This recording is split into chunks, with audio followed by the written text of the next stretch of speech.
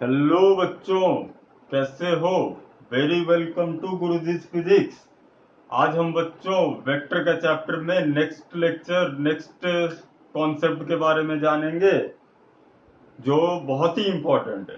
ठीक है, ध्यान से बढ़िया तरीके से इसे समझ गए तो बहुत आगे के काम आसान बनते जाएंगे। ठीक, तो आज हम बात करेंगे प्रोडक्ट ऑफ वेक्टर्स के बारे में, मल्टीप्लीकेशन ऑफ वेक्टर्स। ठीक है, मल्टीप्लीकेशन ऑफ वेक्टर कहने का मतलब है हम पहले स्केलर मल्टीप्लाई टू ए वेक्टर पढ़ चुके हैं। आज हम vector multiply two another vector पढ़ेंगे। ठीक है, ध्यान से समझिएगा, बहुत इंपॉर्टेंट टॉपिक है। तो जल्दी से गुरुजी का नाम लेकर शुरू करते हैं। ध्यान से समझने की कोशिश कीजिएगा। वेक्टर मल्टीप्लिकेशन, हेडिंग लगा दिया हमने, वेक्टर मल्टीप्लिकेशन। ठीक है, तो पहले कहानी कुछ इसका ऐसा है कि स्केलर में एक ही तरीके का मल्टीप्लिकेशन होता था, मगर वेक्टर में दो तरीके के मल्टीप्लिकेशन होते हैं। पहले कहानी सुनते रहिए, दिमाग में क्वेश्चन आ रहा है तो थोड़ा उसको रोके रहिए, पहले कहानी सुनिए। दो तरह के मल्टीप्लिकेशन होते हैं। क्यों? सवाल इज क्यों।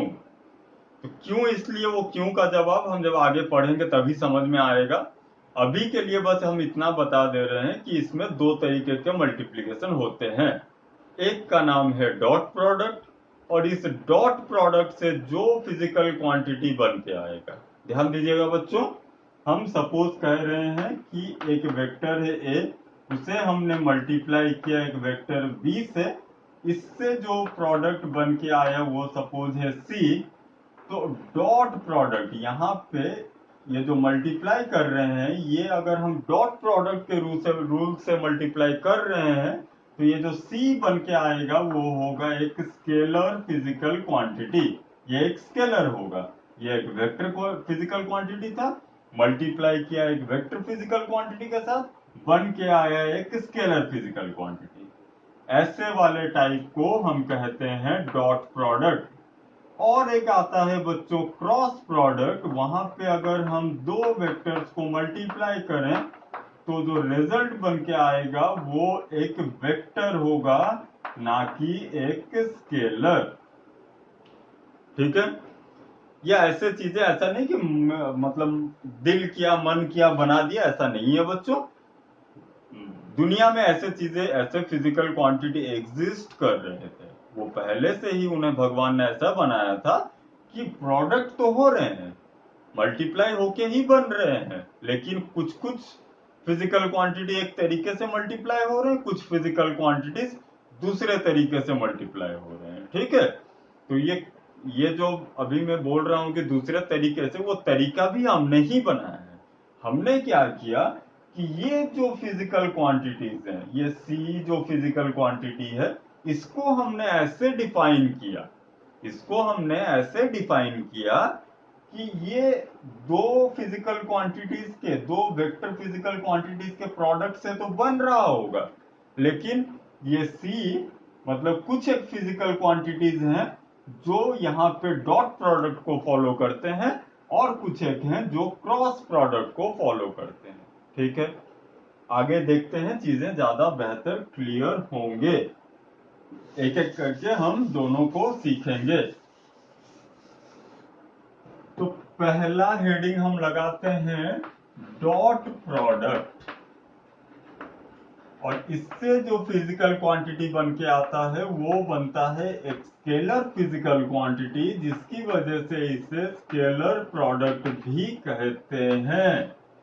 डॉट प्रोडक्ट और स्केलर प्रोडक्ट, क्यों? क्योंकि इससे, इस डॉट वाले प्रोसीड्योर से एक स्केलर फिजिकल क्वांटिटी हमें मिलता है। ठीक है, तो ध्यान दीजिए, पहले स्केलर क्यों बनता है। देखिए, इस डॉट प्रोडक्ट में मान लेते हैं, एक एग्जाम्पल लेके हम देखते हैं। हमने कहा कि दुनिया में ऐसे चीजें एग्जिस्ट करते हैं जिसके वजह से हमें दो तरीके अपनाने पड़े।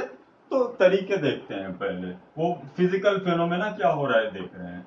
सपोज ये एक बॉडी है, सपोज ये एक बॉडी है। ठीक है, तो डिजाइन बना लिया हमने। इस पे हमने लगाया फोर्स, इस पे हमने लगाया फोर्स। तो फोर्स की वजह से सपोज इस बॉडी का मास है m, फोर्स की वजह से नहीं है, इस बॉडी का सपोज मास है m, ठीक है। फोर्स हमने लगाया तो बॉडी क्या करेगा, बॉडी ऐसे मूव कर जाएगा, ठीक है। अगर ये फोर्स इसके सेंटर ऑफ मास से गुजर रहा हो, वो थोड़ा अलग कहानी हो, वहां तक छोड़िए, बस हमने देखा फोर्स लगाया, body along the direction of force move करेगा, करेगा, बहुत अच्छी बात है। अब हमने ऐसे एक सतह ले लिया, इसके ऊपर हमने एक बॉडी को रखा और उस पे हमने फोर्स लगाया, उस पे हमने फोर्स लगाया।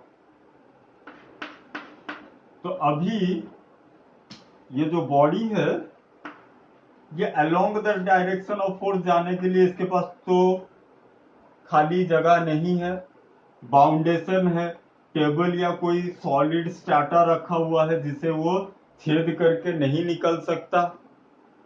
क्या करेगा बॉडी, फिर बॉडी इस डायरेक्शन में मूव करेगा। तो जब इस डायरेक्शन में मूव करेगा तो बॉडी अगर रेस्ट पे था तो हम कहेंगे बॉडी में कुछ एक्सिलरेशन आया, बॉडी में मोशन आया, बॉडी मूव किया। तो अगर ये बॉडी मूव कर रहा है तो हमें फोर्स का जो फॉर्मूला पता है, मास टाइम्स एक्सिलरेशन, वहां पे क्या हम इस पूरे फोर्स को ले लेंगे। हमने पूछा इस फॉर्मूला में जो हम इनके वैल्यूज को पुट करेंगे वहां पे क्या इस पूरे फोर्स को पुट करेंगे, नहीं करेंगे। क्यों, क्योंकि ये पूरा का पूरा फोर्स इस बॉडी को मूव नहीं करा रहा है। अगर ये जगह खाली होता तब पूरा फोर्स लग पाता, अभी नहीं लग पा रहा है।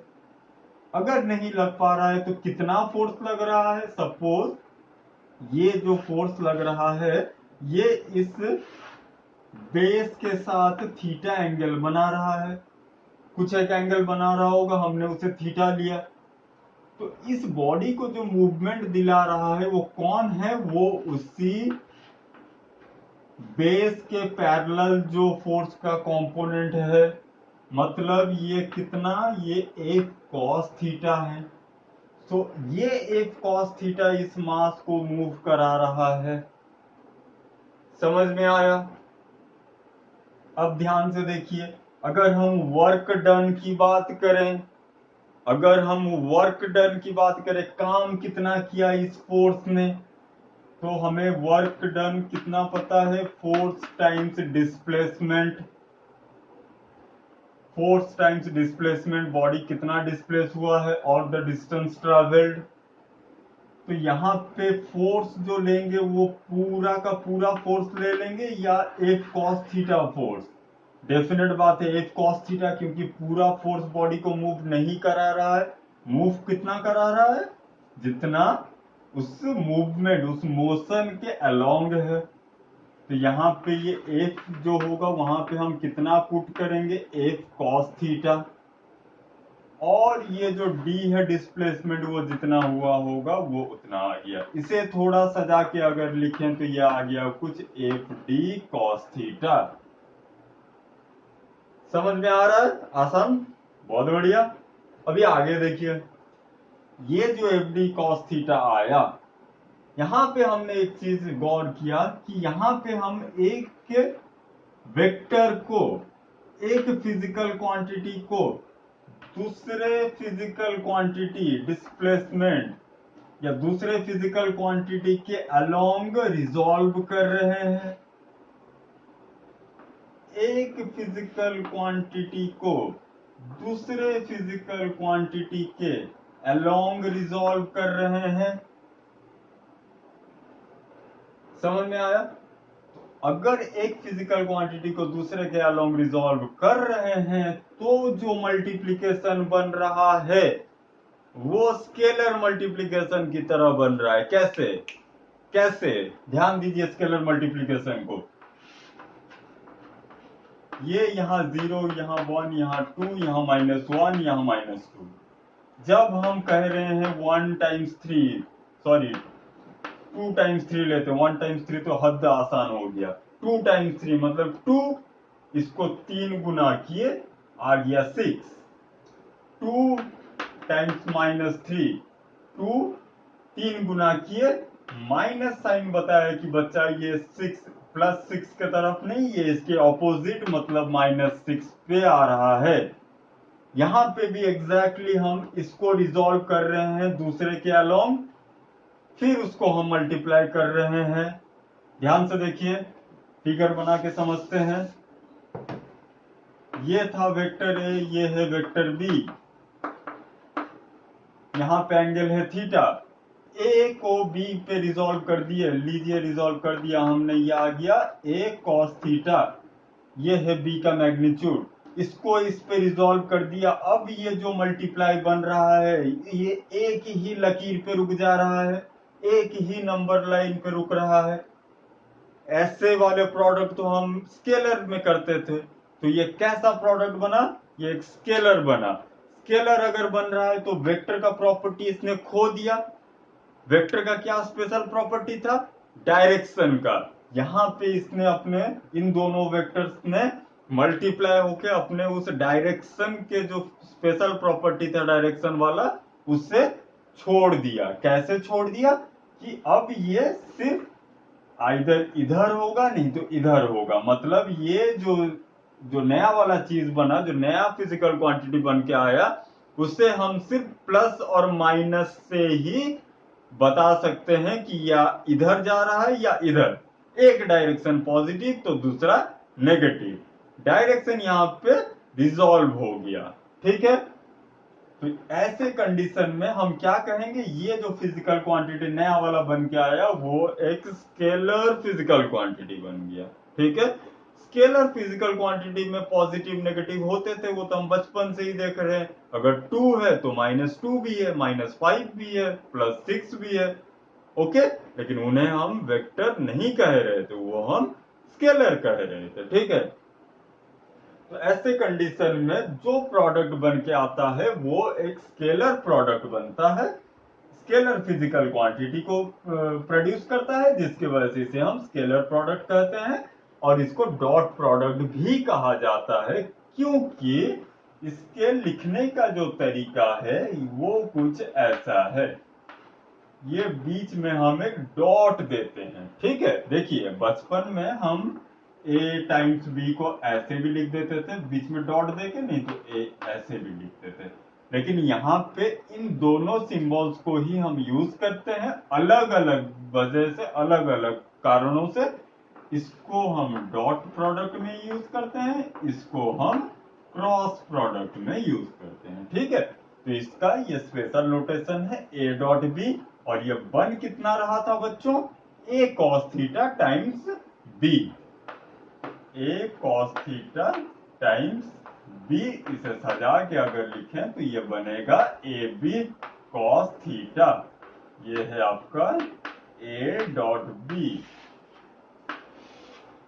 ठीक है, यह आ गया A B cos theta. Okay, तो ये था बच्चों डॉट प्रोडक्ट की कहानी। यहाँ पे इसको हम बीच में डॉट देकर रिप्रेजेंट करते हैं। स्टैंडर्ड नोटेशन है, चेंज मत करना। डॉट प्रोडक्ट ले रहे हैं तो ये बिंदी ही बीच में, बीच का ये बिंदी ही बताएगा कि ये डॉट प्रोडक्ट आप कर रहे हैं। ठीक है, मन मर्जी क्रॉस मत लगा देना कि इनटू कर रहे हैं तो क्रॉस लगा दिया। ठीक है, तो इससे हमें क्या पता चला, डॉट प्रोडक्ट कुछ फिजिकल क्वांटिटीज के डेफिनेशन में बनते हैं। जैसे कि अगर हम वर्क को डिफाइन करें तो हम वर्क को कैसे डिफाइन किए हैं कि it is the product of force and displacement along the direction of force. Okay, तो फोर्स और डिस्प्लेसमेंट दोनों एक ही अलोंग में हो रहे हैं, तो यहाँ पे कोई एक वेक्टर दूसरे वेक्टर में रिजॉल्व हो जाएगा, और इसकी वजह से ये जो मल्टीप्लिकेशन वो स्केलर की तरह हो रहा है, जिसकी वजह से इससे हमें स्केलर फिजिकल क्वांटिटी मिल रहा है, जिसकी वजह से हमने इसका नाम स्केलर प्रोडक्ट भी रखा है। लिखते हम डॉट से हैं तो इसका नाम डॉट प्रोडक्ट भी रखा है। ओके, बहुत बढ़िया। अभी इसके कुछ मजेदार चीजों के बारे में अभी हम जानेंगे। कुछ मजेदार चीजों के बारे में हम जानेंगे, ठीक है। तो पहले यहाँ पे लिख देते हैं ए डॉट बी जो होता है वो होता है ए बी कॉस थीटा, ठीक है। ए और बी का मैग्नीट्यूड, ये ए और बी, वेक्टर ए और वेक्टर बी के मैग्नीट्यूड है, ठीक है। मैग्नीट्यूड क्यों हो रहा है, क्यों ले रहे हैं, इसमें किसी को डाउट शायद नहीं होगा बच्चों। वो जो लाइन खींच रहे थे वो सारे मैग्नीट्यूड से थे लाइंस के। मतलब मान लीजिए ये यहाँ से ये 0 है, सपोज ये एक वेक्टर है और ये दूसरा वेक्टर है। कंफ्यूजन नहीं बच्चों, पूरा दिल से आराम से देखिए। ये सपोज 0 है, नंबर लाइन पे अभी इसको डाल के सोचिए। चलिए दूसरे कलर से बना देते हैं इसको। सपोज अभी नंबर लाइन पे डाल के सोचिए, ये बीच में आ गया 0, दोनों एक ही साइड पे। तो ये मान लीजिए ये 1, ये 2, ये सपोज 2.5 है, ये 3 और ये 4, ठीक है। तो ये इतना कितना था, 2.5 मल्टीप्लाइड बाई 4। तो ये दोनों पॉजिटिव तो इस तरफ आए। एक सपोज नेगेटिव होता कोई एक वेक्टर तो ये इस तरफ भी आ जाता, ठीक है। स्केलर की तरह ही मल्टीप्लाई हो रहा है, ओके। तो इसकी वजह से यहाँ बस हमें मैग्नीट्यूड लेना था। तो ये ए डॉट बी कितना हो रहा है, ए और बी के मैग्नीट्यूड पे डिपेंड कर रहा है। तो अभी इसके कुछ प्रॉपर्टीज के बारे में हम देखते हैं, कुछ प्रॉपर्टीज के बारे में देखते हैं, ठीक है। प्रॉपर्टीज, तो देखिए इसका जो पहला प्रॉपर्टी है वो है बच्चों कम्यूटेटिव। यही 2-3 प्रॉपर्टीज हैं जो बचपन से हम पढ़ते आ रहे हैं कहीं पे भी, मैथमेटिकल ऑपरेशंस, अलजेब्रिक ऑपरेशंस के लिए, ठीक है। ये वेक्टर अलजेब्रा में उन्हीं ऑपरेशंस के बारे में हम पढ़ रहे हैं। तो ये है कम्यूटेटिव। ये कम्यूटेटिव लॉ को फॉलो करता है। बड़ा आसान है इसको समझ पाना। देखिए कम्यूटेटिव लॉ क्या हो रहा था, ए बी से बात कर रहा है, बी ए से बात कर रहा है। एडिशन के टाइम पे हमने देखा था। तो ए डॉट बी ये अगर बी डॉट ए के बराबर होता है तो हम कहेंगे कि ये डॉट प्रोडक्ट कम्यूटेटिव लॉ को फॉलो कर रहा है। बड़ा आसान है बच्चों, फॉर्मूला ये रहा। अगर ए और बी के बीच में एंगल है थीटा तो ए डॉट बी करेंगे तो आएगा आपके A B cos theta, B dot A करेंगे तब भी आएगा A B cos theta, okay. तो ये कम्यूटेटिव लॉ को फॉलो कर रहा है। दूसरा डिस्ट्रीब्यूटिव लॉ, डिस्ट्रीब्यूटिव लॉ, ठीक है। डिस्ट्रीब्यूटिव लॉ को भी बच्चों ये फॉलो करता है, ठीक है। डिस्ट्रीब्यूटिव लॉ क्या था बच्चों, बांट देते थे हम, लंबा के स्प्रेड करके लिखते थे। देखिए A dot B plus C plus dot dot dot, मान लीजिए 3-4 और हैं। तो ये क्या होगा, A dot B plus A dot B plus A dot C plus A चलते रहेगा, A dot C and so on, ठीक है। ये डिस्ट्रीब्यूटिव लॉ को भी फॉलो करता है। इसको बच्चों थोड़ा इंट्यूटिवली दिमाग लगा के इमेजिन करके थोड़ा समझ पाना थोड़ा मुश्किल है। लॉ है, डेरिवेशन की कोई कोई गुंजाइश ही नहीं है आपके कोर्स में। तो बस इसको पढ़ के याद रख लीजिए, ये डिस्ट्रीब्यूटिव लॉ को फॉलो कर रहा है, ठीक है। बहुत बढ़िया। अब देखिए बच्चों समझ में आ गया, दोनों आसान लॉ थे। एसोसिएटिव लॉ का यहाँ पे कोई कंफर्मेशन नहीं है, तो कम्यूटेटिव और डिस्ट्रीब्यूटिव को ही हम याद रखेंगे, ठीक है। अभी यूनिट वेक्टर में, अच्छा ठीक है छोड़िए, यूनिट वेक्टर बाद में जा रहे हैं, पहले देख लेते हैं कोलिनियर वेक्टर्स के केस में ये कैसे बिहेव करते हैं, परपेंडिकुलर वेक्टर्स में ये कैसे बिहेव करते हैं, थोड़ा जानने की कोशिश करते हैं, ठीक है। तो ये प्रॉपर्टीज जो अभी बताया वो खत्म हो गया, ये भी प्रॉपर्टीज में ही जा रहे हैं। चलिए देख लेते हैं इसी के साथ ही, dot product of collinear vectors, dot product of collinear vectors. Collinear vector बच्चों दो तरीके के होते थे। एक होता था बच्चों, क्या होता था, एक पैरेलल वेक्टर, दूसरा एंटी पैरेलल वेक्टर। याद है कि भूल गए, याद रखना, ठीक है। एक होता है पैरेलल वेक्टर, और पैरेलल हम किसे कहते थे, जब दो वेक्टर के बीच में एंगल कितना होता था, 0 डिग्री का।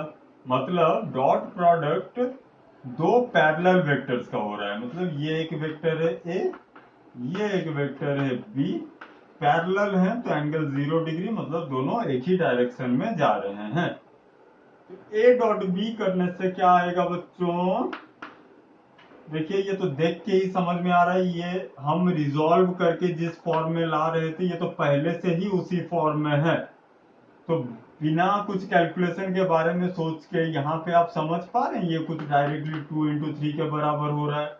मतलब इसका जो डॉट आएगा वो डायरेक्ट ए टाइम्स बी आ जाएगा, magnitude of a multiplied by magnitude of b. Okay, बड़ा आसान है बच्चों फिजिक्स, ये मतलब पूरा नानी के घर का हलवा खाते हैं ना, एकदम वैसा ही है। देखिए ए डॉट बी किया तो ये ऐसे आ गया, ये तो था हमने दिमाग लगाया, फिजिकली चीज को देखा, हमें समझ में आ गया, हम टैलेंटेड, हम समझ गए। फॉर्मूला में डाल के देखते हैं, ए डॉट बी हमने किया तो ये हो गया ए, फिर बी मतलब मॉड ए मॉड बी, इसका मैग्नीट्यूड इसका magnitude, cos theta angle 0 degree का, ये लिखे भी थे, चलो लिख दिए फिर से, कॉस 0 डिग्री, कॉस 0 डिग्री का वैल्यू 1, तो ये आ गया ए बी। मैथमेटिकली भी चीज सेम आया, आना ही था उसको। तो ये था पैरेलल वेक्टर। अभी अगर एंटी पैरेलल वेक्टर की बात कर रहे हैं, बहुत बच्चे दिमाग लगाइए जल्दी, anti parallel vectors. Anti parallel vector कैसे दिख रहे थे, ये कुछ ऑपोजिट वाले, यहाँ पे थीटा 180 डिग्री, एक वेक्टर इधर दूसरा वेक्टर इधर,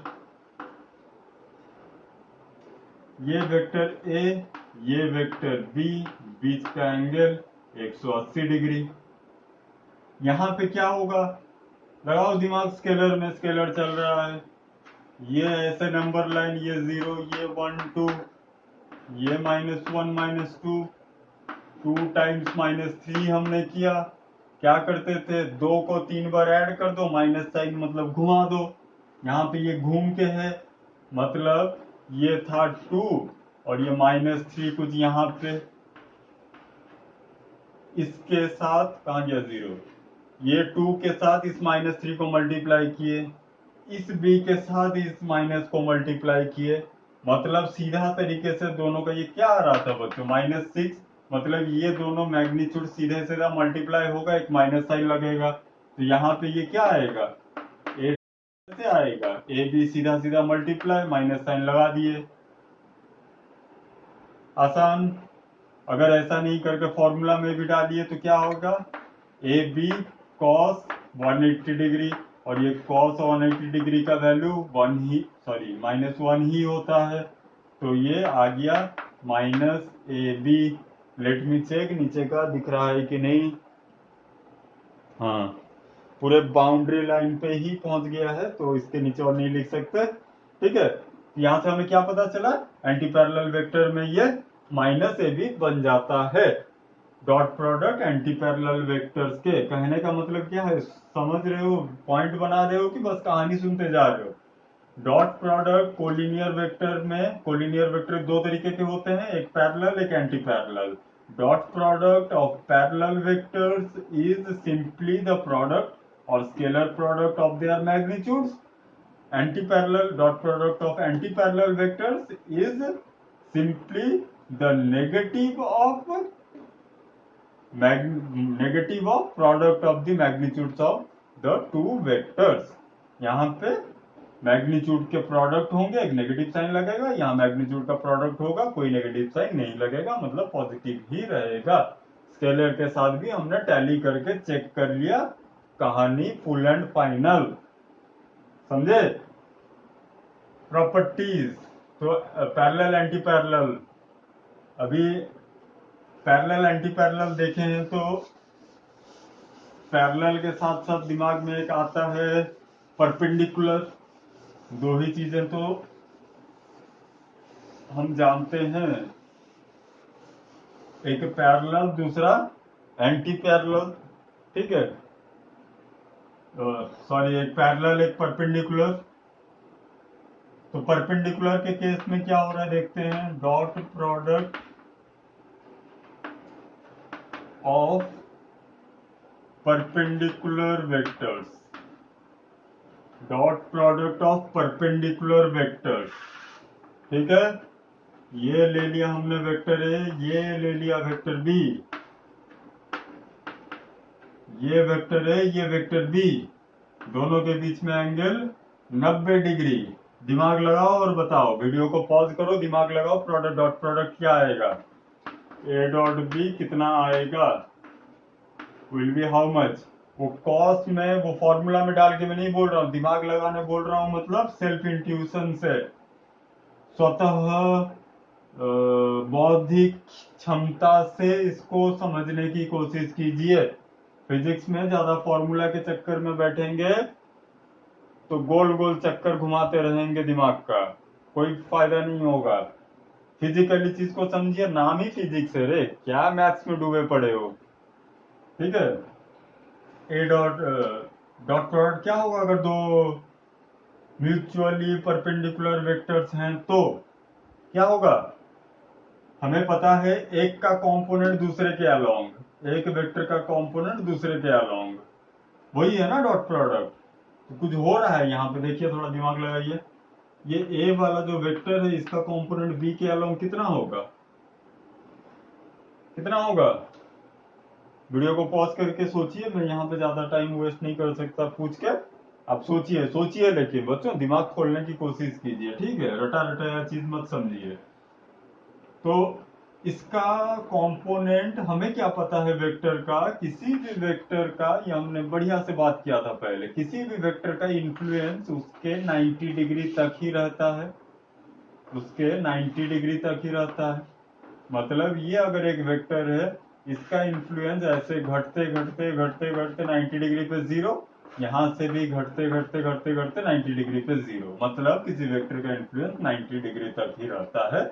उसके उधर अगर हम देखें तो नेगेटिव साइन के साथ आएगा, जो हमें यह बताएगा कि बेटा तू गलत रास्ते पे है, इधर घूम।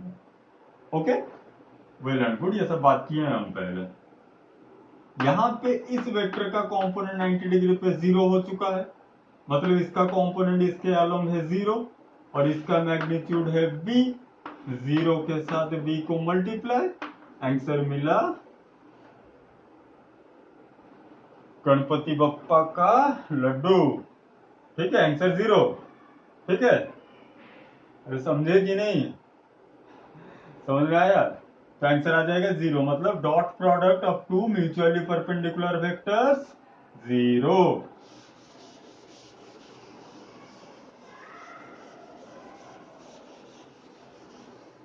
आज वेक्टर खत्म कर देंगे बच्चों, नेक्स्ट क्लास इलेक्ट्रोस्टैटिक्स, पूरा फिजिक्स से सच्चा प्यार। देखिए डॉट प्रोडक्ट यहाँ पे क्या हो रहा है बच्चों, फॉर्मूला में भी डाल के देख लेते हैं। A dot b is equal to magnitude of A magnitude of b cos 90 degree, this cos 90 degree is zero, so hence it will become zero, ठीक है, ये आ जाएगा जीरो, ठीक। तो इतना कहानी होने के बाद तुरंत से हम एक बढ़िया चीज यहाँ पे समझ लेते हैं, जो कि है very very important, important and very easy, ठीक है। हमने लास्ट क्लास में बात किया था बच्चों, लास्ट क्लास में हमने बात किया था यूनिट वेक्टर्स के बारे में। वहां पे हमने पढ़ा था एक्स वाई और जेड कोऑर्डिनेट एक्सेस के अलोंग आई जे और के यूनिट वेक्टर्स होते हैं, ओके। एक्स वाई और जे कोऑर्डिनेट एक्स आई जे और के यूनिट वेक्टर्स होते हैं। उन यूनिट वेक्टर्स के रेस्पेक्ट में यहाँ पे हम चीजों को देख लेते हैं। हमें क्या पता था, आई जे एंड के आर म्यूचुअली परपेंडिकुलर, यह हमें पता है। आई जे के म्यूचुअली परपेंडिकुलर, क्यों, क्योंकि सीधा बात है बेटा, एक्स वाई जेड तीनों म्यूचुअली परपेंडिकुलर कोऑर्डिनेट एक्सेस है ना, तो उनके अलोंग यूनिट वेक्टर भी म्यूचुअली परपेंडिकुलर, एक दूसरे के साथ परपेंडिकुलर। तो अगर परपेंडिकुलर है तो हम क्या कह सकते हैं, आई डॉट जे कितना होगा 0, जो कि होगा जे डॉट के, जो कि होगा आई डॉट के, है कि नहीं। किस ये सारे परपेंडिकुलर, आई जे के साथ परपेंडिकुलर, के जे के साथ, जे के साथ परपेंडिकुलर, आई के साथ, के आई के साथ परपेंडिकुलर, तो ये सारे 0 होंगे। भद्दा दिख रहा है, इस 0 को बीच से हटाते हैं और लास्ट में लिखते हैं I dot J, J dot के डॉट आई डॉट के, दोनों एक ही होते हैं। अभी हमने पढ़ा कम्यूटेटिव लॉ, ये होते हैं 0। ये हमें एक बढ़िया चीज मिला, मिला कि नहीं। ठीक है, अभी जल्दी से देखिए, ये क्या था, डॉट प्रोडक्ट था किसका, म्यूचुअली परपेंडिकुलर वालों के लिए। पैरेलल वालों में देख लेते हैं, आई डॉट आई, पैरेलल वही है ना, आई के साथ आई ही पैरेलल होगा, बाकी तो सब 90 डिग्री पे। तो आई डॉट आई बराबर होगा जे डॉट जे, बराबर होगा के डॉट के। और इनका इनका मैग्नीट्यूड कितना था, आई का मैग्नीट्यूड 1, आई का मैग्नीट्यूड 1, यूनिट वेक्टर है ना बेटा, 1 1 1 टाइम्स 1 1, तो ये सारे कितना होंगे 1। ठीक है, इसको भी डब्बे में डालो। ठीक है, तो डॉट प्रोडक्ट में I dot J, J dot के, मतलब सीधा तरीके से याद रखना, इक्वल अगर हुए मल्टीप्लाई होके 1 हो जाएंगे, इक्वल नहीं हुए तो 0। और सोचना ही कुछ नहीं है डॉट प्रोडक्ट में, सीधा 0। ठीक है, याद भी रखने का जरूरत नहीं है, कॉन्सेप्ट आप अगर समझ गए हो तो it's not at all a big deal. ठीक, तो बढ़िया, ये कुछ ऐसे था। तो यहाँ पे इससे हम कुछ खुरापती करके देखते हैं। ठीक है, जैसे कि मान लेते हैं कुछ क्वेश्चंस होते हैं जिनके क्वेश्चन के साइज से ना छोटा उनका सोल्यूशन आता है। देखिए यहाँ पे देखिए थोड़ा, ये ए एक वेक्टर है, ये हो रहा है suppose A X I plus A Y J plus A Z के, और बी एक वेक्टर है जो कि है B X I plus B Y J plus b Z k. ठीक है, अब देखिए इसको कितना लंबा मैं क्वेश्चन लिखा हूं। अभी आपको पूछा गया ए डॉट बी आपको निकालना है, ऑब्वियस बात है, आपको दोनों के बीच का एंगल दिया गया है theta, angle is equal to theta, A और बी के बीच में एंगल थीटा है। ठीक है, ए डॉट बी आपको निकालना है, क्या करोगे, सीधा बात है, इसके साथ इसको मल्टीप्लाई करोगे। मल्टीप्लाई कर रहे हो तो हमने डिस्ट्रीब्यूटिव लॉ में देखा था, क्या देखा था, a dot B plus C plus ऐसे ऐसे करके जितना होता था वो दिस मल्टीप्लाइड बाय दिस, फिर दिस मल्टीप्लाइड बाय दिस, फिर this multiplied by this, plus plus चलते रहता था। यहाँ पे ये भी एक वेक्टर, आई क्या पे वेक्टर है कि नहीं, लास्ट क्लास में बात किया था, डंडा मारूंगा समझो अच्छे से। वेक्टर, वेक्टर प्लस वेक्टर, ये तीनों वेक्टर को प्लस करने से ये वेक्टर आया था। ठीक है, या फिर ये तीनों इसी के बच्चे थे, इसी के वजह से ये तीनों पैदा हुए थे, तीनों अलग अलग कोऑर्डिनेट एक्सेस में, तीनों म्यूचुअली परपेंडिकुलर डायरेक्शंस में, इसी का ही इन्फ्लुएंस है। ठीक है, तो इसके साथ मतलब इसको जब मल्टीप्लाई करेंगे तो कैसे करेंगे, दिस मल्टीप्लाइड बाय दिस, कि लिख के बताऊं, चलिए लिख के बताते हैं, बच्चे हैं अभी नए नए पढ़ रहे हैं, लिख देते हैं। सरकाइज्म नहीं था मेरे इस बच्चे के पीछे, ठीक है, आप लोग सच में अभी नया कॉन्सेप्ट सीख रहे हैं, नया एक चीज है, तो दिक्कत हो सकती है। लिख के देख लेते हैं, चलो, ए X I plus A Y J plus A Z K, B है, अच्छा, B X I plus B Y J plus b Z k. ठीक है, बहुत बढ़िया। ए डॉट बी हमने किया तो हम लिखते हैं इसको ए X I plus A Y J plus A Z के dot B X I plus B Y J plus b Z के। थक गया बच्चों। देखो अब क्या करेंगे, इसके साथ ये मल्टीप्लाई, ये तो डिस्ट्रीब्यूटिव लॉ हमें बता ही रहा है, this multiplied by this A X. अब देखिए A X times B X मतलब ये A X I dot B X I, okay, plus A X I plus B Y J. लेकिन क्या हमें लिखने का जरूरत भी है, उसको जरूरत है लिखने का? ये जो ए एक्स आई है ये क्या है, एक वेक्टर जिसका डायरेक्शन है एक्स एक्सिस के अलोंग। ये बी जे जो बी वाई जे जो है वो एक वेक्टर है जिसका डायरेक्शन है जे वाई एक्सिस के अलोंग, जे के अलोंग। दोनों म्यूचुअली परपेंडिकुलर, तो product dot product will be zero, लिखने का जरूरत नहीं है, ठीक है। फिर इसके और इसके बारे में बात करते हैं, ये x के अलोंग ये z के अलोंग, अगेन सेम कहानी, अगेन जीरो, कहानी खत्म। इस पे आते हैं, दिस मल्टीप्लाइड बाय दिस, ये j के अलोंग y के अलोंग ये x के अलोंग म्यूचुअली परपेंडिकुलर जीरो।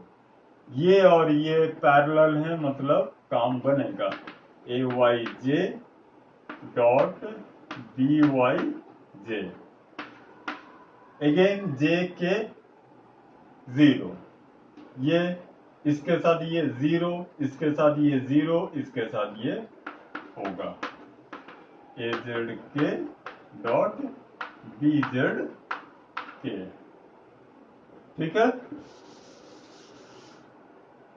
अब देखिए ये जो दो मल्टीप्लाई हो रहे हैं ये क्या है, parallel vectors, I dot I क्या होते हैं, one, I dot I one. अब आई के साथ, पहले आई के साथ ये है, इस दूसरे के साथ ये है, तो ये सिर्फ यूनिट वेक्टर तो नहीं है, दो वेक्टर हैं जिनका डायरेक्शन एक ही है, तो ये क्या हो जाएंगे, ए एक्स बी एक्स, ये क्या हो जाएंगे, ए वाई बी वाई, वो क्या हो जाएंगे, ए जेड बी जेड, ठीक है। ये तो था, अभी पहली बार आप अगर पढ़ रहे हैं तो इतना लंबा किया हमने। जब एक बार इस चीज को हमने देख लिया तो कभी भी क्वेश्चन दिया रहेगा ये आंसर सीधा आप लिखोगे ऐसे, x कंपोनेंट के साथ x को मल्टीप्लाई प्लस y के साथ y को मल्टीप्लाई प्लस z के साथ z को मल्टीप्लाई, बीच में जो भी साइन रहेंगे वो जैसे मल्टीप्लाई होके होते थे एग्जैक्टली वैसे ही मल्टीप्लाई हो जाएंगे, ठीक है। जैसे कि मान लीजिए यहाँ पे माइनस साइन है तो ये प्लस और माइनस होके ये माइनस बन जाता है, ये जो है ये माइनस बन जाता है, बस उतना ही है कहानी। तो ये कितना आ गया बच्चों, ये जनरलाइज फॉर्म में हम लिए हैं, कोई नंबर वंबर नहीं रखे हैं, जैसे था A X A Y B X B Y वैसे लिए, तो ये जनरलाइज फॉर्म है, तो इसे हम लिख सकते हैं a dot b where a is this and b is this, ठीक है।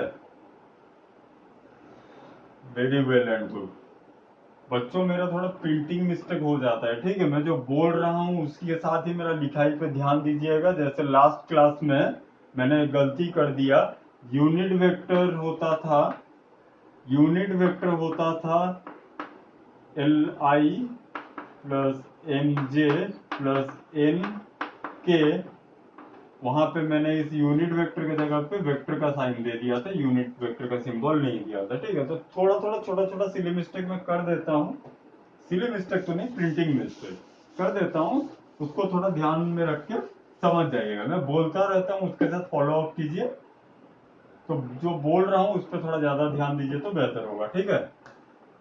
तो ये था ए डॉट बी का फॉर्मूला, ध्यान से देखिए थोड़ा, इसको समझ जाइए।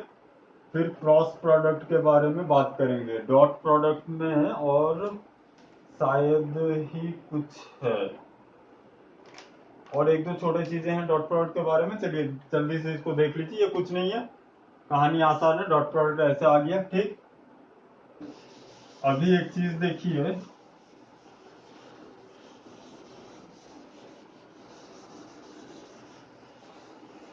डॉट प्रोडक्ट के लहजे से, नजरिए से, रेस्पेक्ट में, डॉट प्रोडक्ट के रेस्पेक्ट में हम मैग्नीट्यूड भी निकाल सकते हैं किसी वेक्टर का। कैसे?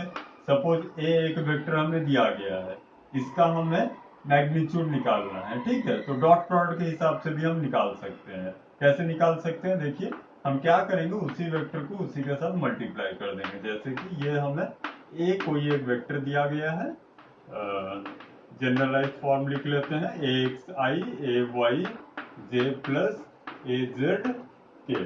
जनरलाइज फॉर्म है ये, हमें फाइंड आउट करने दिया है मैग्नीट्यूड ऑफ ए।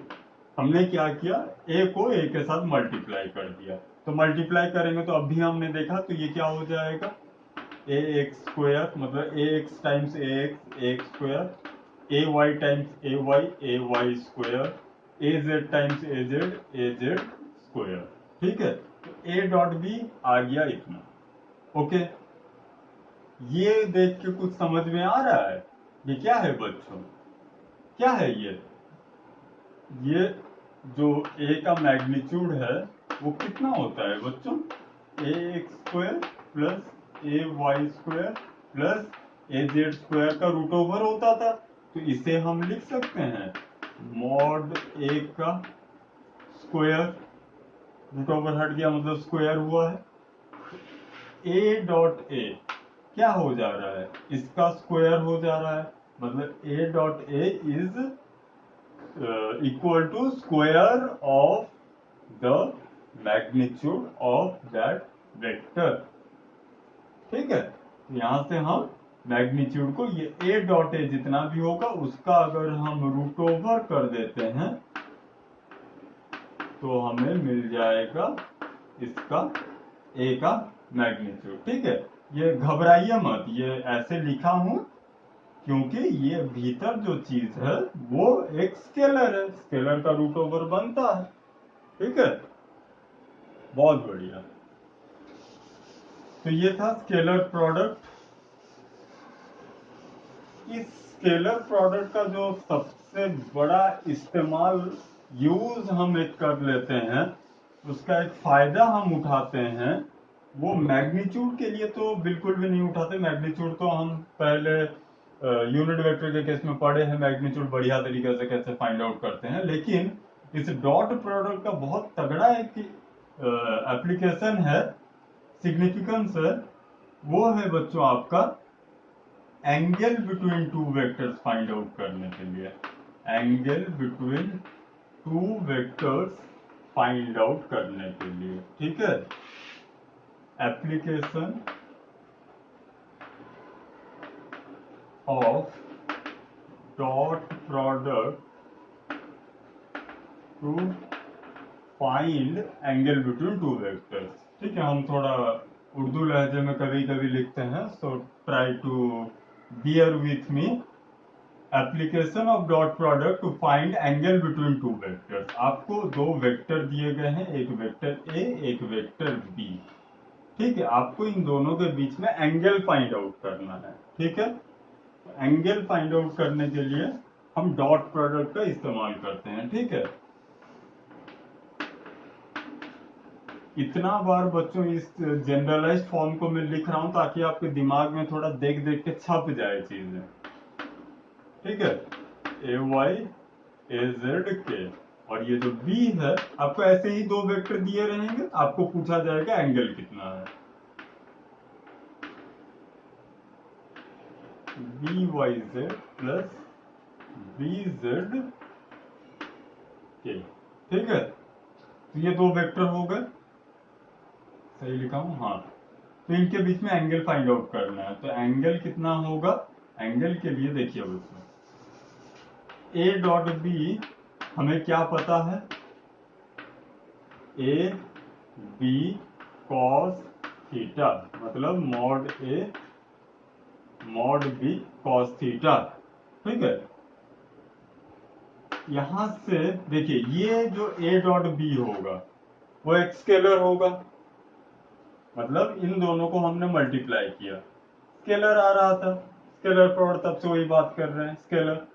ये क्या है, ये मैग्नीट्यूड एक scalar multiplied by a scalar, तो दोनों मिलके एक स्केलर, तो स्केलर डिवाइडेड बाय स्केलर एक स्केलर आएगा, मतलब इसको यहां लाके डिवाइड किए, बोलने का मतलब कॉस थीटा कितना आ जाएगा बच्चों, a dot B upon mod A mod b, ये आ गया कॉस थीटा। तो ये एक स्केलर के साथ एक स्केलर डिवाइड हो रहा है, तो आसानी से हमें ये एक स्केलर देगा, कोई एक नंबर जैसा कोई चीज देगा, उसमें वेक्टर कुछ नहीं होगा, डायरेक्शन वायरेशन का चोंचला नहीं होगा, जहां से हम थीटा को, मतलब जो एंगल था उसे फाइंड आउट कर सकते हैं, जिसे हम लिखेंगे कॉस इनवर्स, कॉस इधर आ गया, cos inverse A dot B upon model mod B और magnitude of A magnitude of B, इससे हम एंगल को फाइंड आउट करते हैं। ठीक है, ये स्पेशल प्रॉपर्टी डॉट का ही रहता है, क्यों, क्योंकि यहाँ पे ए डॉट बी स्केलर बन रहा है, ये अगर वेक्टर बन जाता, ये तो नो डाउट के नीचे जाके स्केलर को डिवाइड करते तो वो एक वेक्टर ही रहता है कि नहीं, हमने multiplication of scalar with vector में ये बात किया था, है कि नहीं। सपोज 1/m, अगर ये m स्केलर है तो ये 1/m भी तो स्केलर है, इसको अगर मल्टीप्लाई कर रहे हो वेक्टर के साथ, ये मल्टीप्लाई हो रहा है ना, हो रहा है एक्चुअल में डिवाइड, स्केलर डिवाइड हो रहा है वेक्टर से, हमने खुरापाती करके इस m को बाहर निकाल के 1/m लिख लिया, अब तो ये स्केलर मल्टीप्लाई हो रहा है वेक्टर के साथ ना। आसान चीज है, मैथ्स में भी आप लोग बचपन में पढ़ चुके होंगे। ठीक है, कुछ बच्चे नहीं पढ़ते हैं तो उन महाशयों के लिए हम बता देते हैं, हमें भी तसल्ली हो जाती है कि कोई कोना छूटा नहीं। ठीक है, तो ये था पूरा कहानी डॉट प्रोडक्ट का। अभी जल्दी से देख लेते हैं क्रॉस प्रोडक्ट।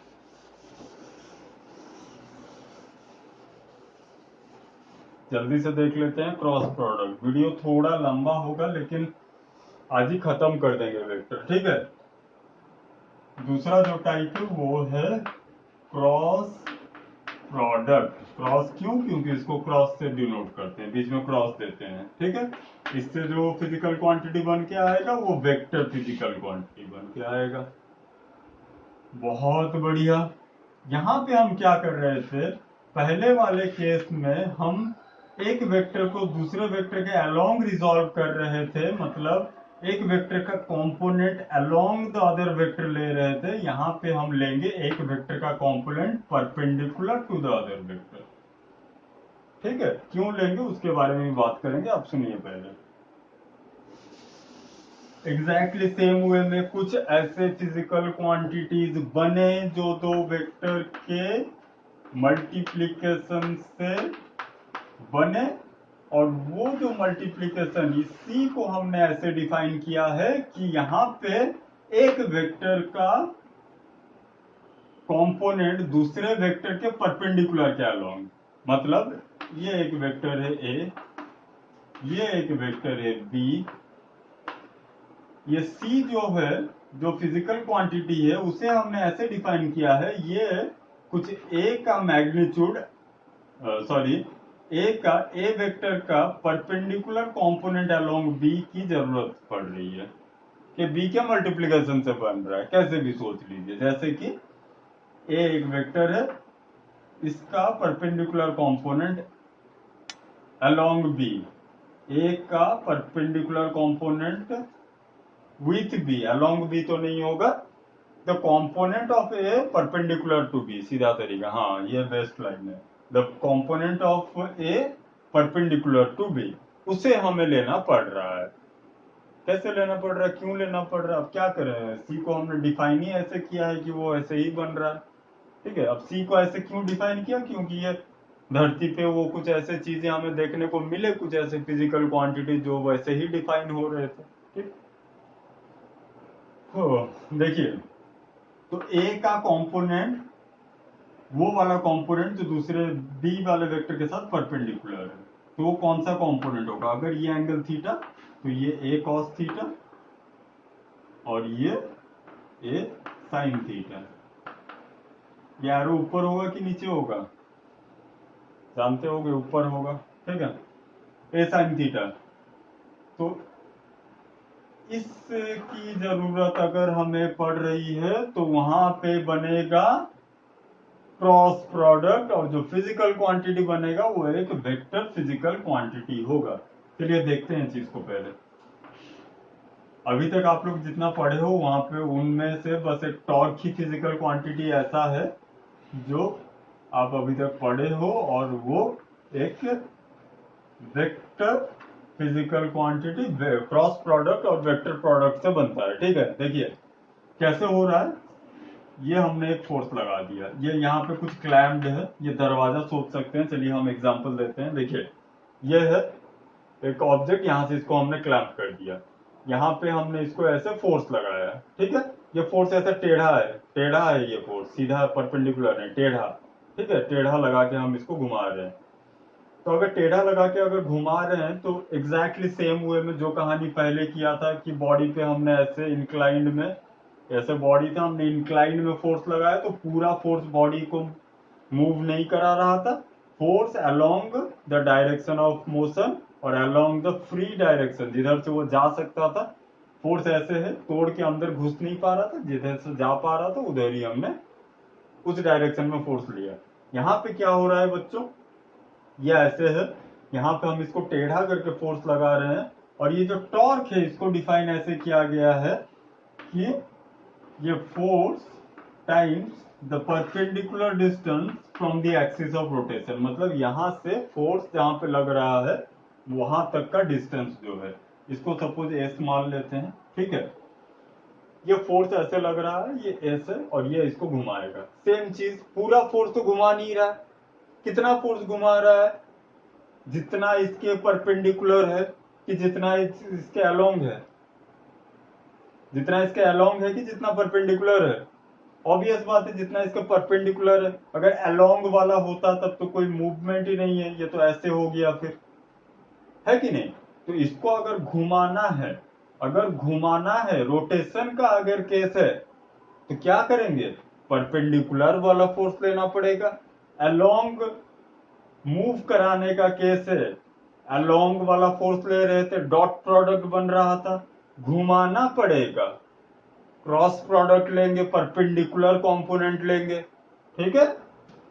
क्रॉस प्रोडक्ट लेंगे कि नहीं बात की बात है, पहले परपेंडिकुलर कंपोनेंट ले रहे हैं, ठीक है। तो यहाँ पे ये परपेंडिकुलर, सपोज ये मान लेते हैं ये एंगल, ये थीटा, इसको पोजीशन वेक्टर लेते हैं बच्चों। वेक्टर में ये सारी चीजें अभी तक आप लोग पढ़े नहीं हो, थोड़े थोड़े थोड़े दिनों में पढ़ लोगे, थोड़े दिनों में पढ़ोगे, ठीक है। तो ये आर है, ये थीटा है, ये फोर्स, ये एक वेक्टर क्वांटिटी, ये भी एक वेक्टर क्वांटिटी होता है, पोजीशन वेक्टर। अच्छा पोजीशन वेक्टर पढ़ लिए हैं बच्चों, पोजीशन वेक्टर। तो पोजीशन वेक्टर और ये फोर्स, दोनों के बीच में एंगल है थीटा। बोले तो देखिए ये जो एंगल, ये एंगल है थीटा, ये परपेंडिकुलर नहीं है, इंक्लाइंड है, तो पूरा तो काम में नहीं लगेगा। इस वाले फोर्स का जो कंपोनेंट परपेंडिकुलर है वही इसको घुमाएगा, है कि नहीं।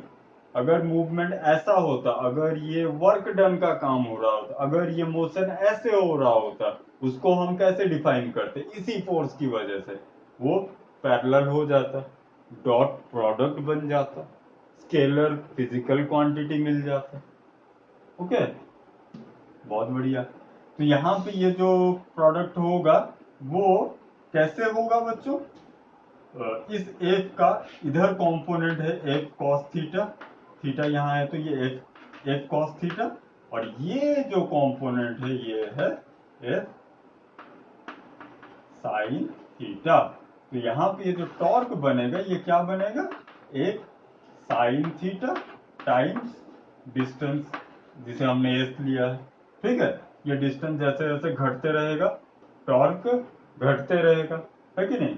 जब ये डिस्टेंस पूरा जीरो हो जाएगा, यही फोर्स लगा दिए, कोई मूवमेंट नहीं होगा। पढ़ेंगे ये सब आगे रोटेशनल मोशन में, ठीक है। तो अभी के लिए बस इतना ध्यान दीजिए। तो यहाँ पे ये एफ साइन थीटा बना और ये जो था वही रहा। ऐसे केस में क्या हो रहा है, ना तो ये फोर्स अपना डायरेक्शन दूसरे में रिजॉल्व कर रहा है, ना ही ये पोजीशन वेक्टर अपना डायरेक्शन फोर्स पे रिजॉल्व कर रहा है। मोशन कहीं और हो जा रहा है, लेकिन दोनों अपने डायरेक्शन को रिजॉल्व भी नहीं कर रहे, मतलब सीधा बात ये स्केलर तो नहीं बन रहे। ये बनते हैं बच्चों वेक्टर। ये वेक्टर कैसे बनते हैं ये आपको क्लास 12 के फिजिक्स में ही समझ में आएगा, जब हम करंट, इलेक्ट्रिसिटी, मैग्नेटिज्म वगैरह को पढ़ेंगे, वहां ये समझ में आएगा। यहाँ पे बस हम एक चीज ध्यान में रखेंगे, ये जो वेक्टर फिजिकल क्वांटिटी होता है, इसमें देखिए बच्चों, ये फोर्स लगाया, ये मूवमेंट हुआ, फोर्स इधर, पोजीशन वेक्टर इधर, मतलब पोजीशन वेक्टर इधर, फोर्स इधर। तो अगर वेक्टर फिजिकल क्वांटिटी बन रहा है तो उसका डायरेक्शन किधर? Scalar physical quantity dot product में बन रहा था, डायरेक्शन होता ही नहीं है, तो हम केयर फ्री। यहां पे we are not so carefree. We have to take care of the direction because we are getting a vector physical quantity. So where is the direction? For its direction, इसके direction के लिए हमारे पास एक rule है जिसको हम follow करते हैं, और उसे कहा जाता है बच्चों राइट हैंड थंब रूल। एक नहीं बच्चों, 2 3 4 5 रूल हैं। हम एक को फॉलो करेंगे, सारे रूल एक ही चीज को 10 तरीके से देखा जाता है, हम राइट हैंड थंब रूल को फॉलो करेंगे, ठीक है। देखिए पहला चीज तो ये, उसके बारे में थोड़ी देर में जाते हैं, पहले मैग्नीट्यूड की बात कर ले रहे हैं। हमने A क्रॉस B किया, एक वेक्टर फिजिकल क्वांटिटी बन के आया C, जिसका मैग्नीट्यूड, इस C का मैग्नीट्यूड कितना है? ये C कितना है बच्चों? A क्रॉस B, इसका मैग्नीट्यूड कितना हो रहा है बच्चों? A B साइन थीटा, ठीक है। A B साइन थीटा, ये साइन थीटा, ये A, ये B। हमने एक छोटा सा, एक सिंपल सा एग्जांपल लेके चीज को समझा, ठीक है। जब ज्यादा बेहतर एग्जांपल आएंगे क्लास 12 में, तब हम समझेंगे इनको, ठीक है। A cross B, A B sine theta, ये आ गया मैग्नीट्यूड, बहुत बढ़िया। डायरेक्शन के लिए हमारे पास है right hand thumb rule. Right hand thumb rule क्या बता रहा है बच्चों हमें, कि अगर हम A क्रॉस B कर रहे हैं, A क्रॉस B अगर कर रहे हैं, so according to this rule we have to consider, first we have to consider our right hand, ठीक है। हमने राइट हैंड को कंसिडर किया, इस राइट हैंड को हम एक वेक्टर से, सपोज A क्रॉस B अगर कर रहे हैं, तो वेक्टर A से हम B के तरफ उंगली को घुमाएंगे। ये वेक्टर A, ये वेक्टर B, हम A से B के तरफ राइट हैंड के फिंगर्स को कर्ल करेंगे। इसको कर्लिंग करना कहते हैं। A से B को हम कर्ल कर रहे हैं, A से B के तरफ। थंब जिस तरफ होगा वो होगा उस नए वाले वेक्टर का डायरेक्शन, उस प्रोडक्ट वेक्टर का which comes from the vector multiplication of these two vectors, उसका डायरेक्शन, ठीक है। तो यहां पे अगर बात करें तो A क्रॉस B अगर हम यहां देख रहे हैं, ये कैसे होगा? A से B के तरफ हमने फिंगर को कर्ल किया, A से B के तरफ फिंगर को कर्ल किया, तो थंब इस डायरेक्शन में, मतलब अंदर की तरफ, ये जो प्लेन ऑफ बोर्ड है उसके भीतर की तरफ इसका डायरेक्शन होगा। 3D में थिंक कीजिए चीज को, ठीक है। यहां पे अगर हम बात कर रहे हैं, देखिए ये हमने ऐसे फोर्स लगाया, तो फोर्स ऐसा, इसका कंपोनेंट, अच्छा ठीक है, फोर्स ऐसे है, ये फोर्स, पोजीशन वेक्टर इधर, मतलब फोर्स ऐसे ऐसे जिसे मैं बना रहा हूं ना बच्चों, ये बेसिकली इस कंडीशन में अंदर की तरफ है, मतलब ये कुछ एक एंगल में, बोर्ड में कुछ एक एंगल बना के बोर्ड के भीतर घुस रहा है। समझ में आया? बोर्ड से कुछ एक एंगल बना के बोर्ड के भीतर घुस रहा है। ये पोजीशन वेक्टर मान लेते हैं, ये ऐसे, और ये ऐसे हमने फोर्स लगाया, ये फोर्स ऐसे, ये दिख रहा है प्लेन पे है, लेकिन ये बोर्ड के प्लेन पे नहीं है, ये बोर्ड से कुछ ऐसे में, ठीक है। ऐसे में जब ये फोर्स लग रहा है, तो ये जो टॉर्क है ये डिफाइन होता है बच्चों, ये टॉर्क डिफाइन होता है बच्चों। चलिए उसके बारे में भी बात कर लेते हैं। ये टॉर्क कैसे होगा? एफ क्रॉस एस होगा या फिर एस क्रॉस एफ होगा। ये बच्चों वेरी इंपॉर्टेंट चीज अभी बता रहा हूं, कहीं पे भी आपको नहीं मिलेगा। वेरी इंपॉर्टेंट थिंग, बहुत तगड़ा हेल्प करेगा ये आपको फिजिक्स में आगे। इस अभी जो कॉन्सेप्ट आपको बोलने जा रहा हूं, कीप इन माइंड, ठीक है। हमने क्या किया, ये था बॉडी, हमने ऐसे लगाया तो ये फोर्स अंदर की तरफ जा रहा है। तो अगर मैग्नीट्यूड की बात कर रहे हैं तब तो ये एफ एस साइन थीटा ही हो रहा है। मतलब एस का कंपोनेंट एफ पे ले लें तो एस साइन थीटा आ जाएगा, या फिर एफ का कंपोनेंट एस के परपेंडिकुलर ले लें तो एफ साइन थीटा आ जाएगा। लेकिन जब मैग्नीट्यूड में हम देख रहे हैं तो मैग्नीट्यूड तो दोनों कंडीशन में ही सेम आ रहा है। लेकिन ए क्रॉस बी हम कर रहे हैं डायरेक्शन भीतर, बी क्रॉस ए हम कर रहे हैं डायरेक्शन बाहर। ध्यान दीजिए, ए क्रॉस बी डायरेक्शन भीतर इस फिगर में, ए क्रॉस बी डायरेक्शन भीतर, बी क्रॉस ए डायरेक्शन बाहर। डायरेक्शन मैटर करता है वेक्टर में। तो अगर हम एस क्रॉस एस कर रहे हैं और एस क्रॉस एफ कर रहे हैं तो दोनों इक्वल तो नहीं होंगे, मैग्नीट्यूड में इक्वल होंगे लेकिन डायरेक्शन ऑपोजिट होगा।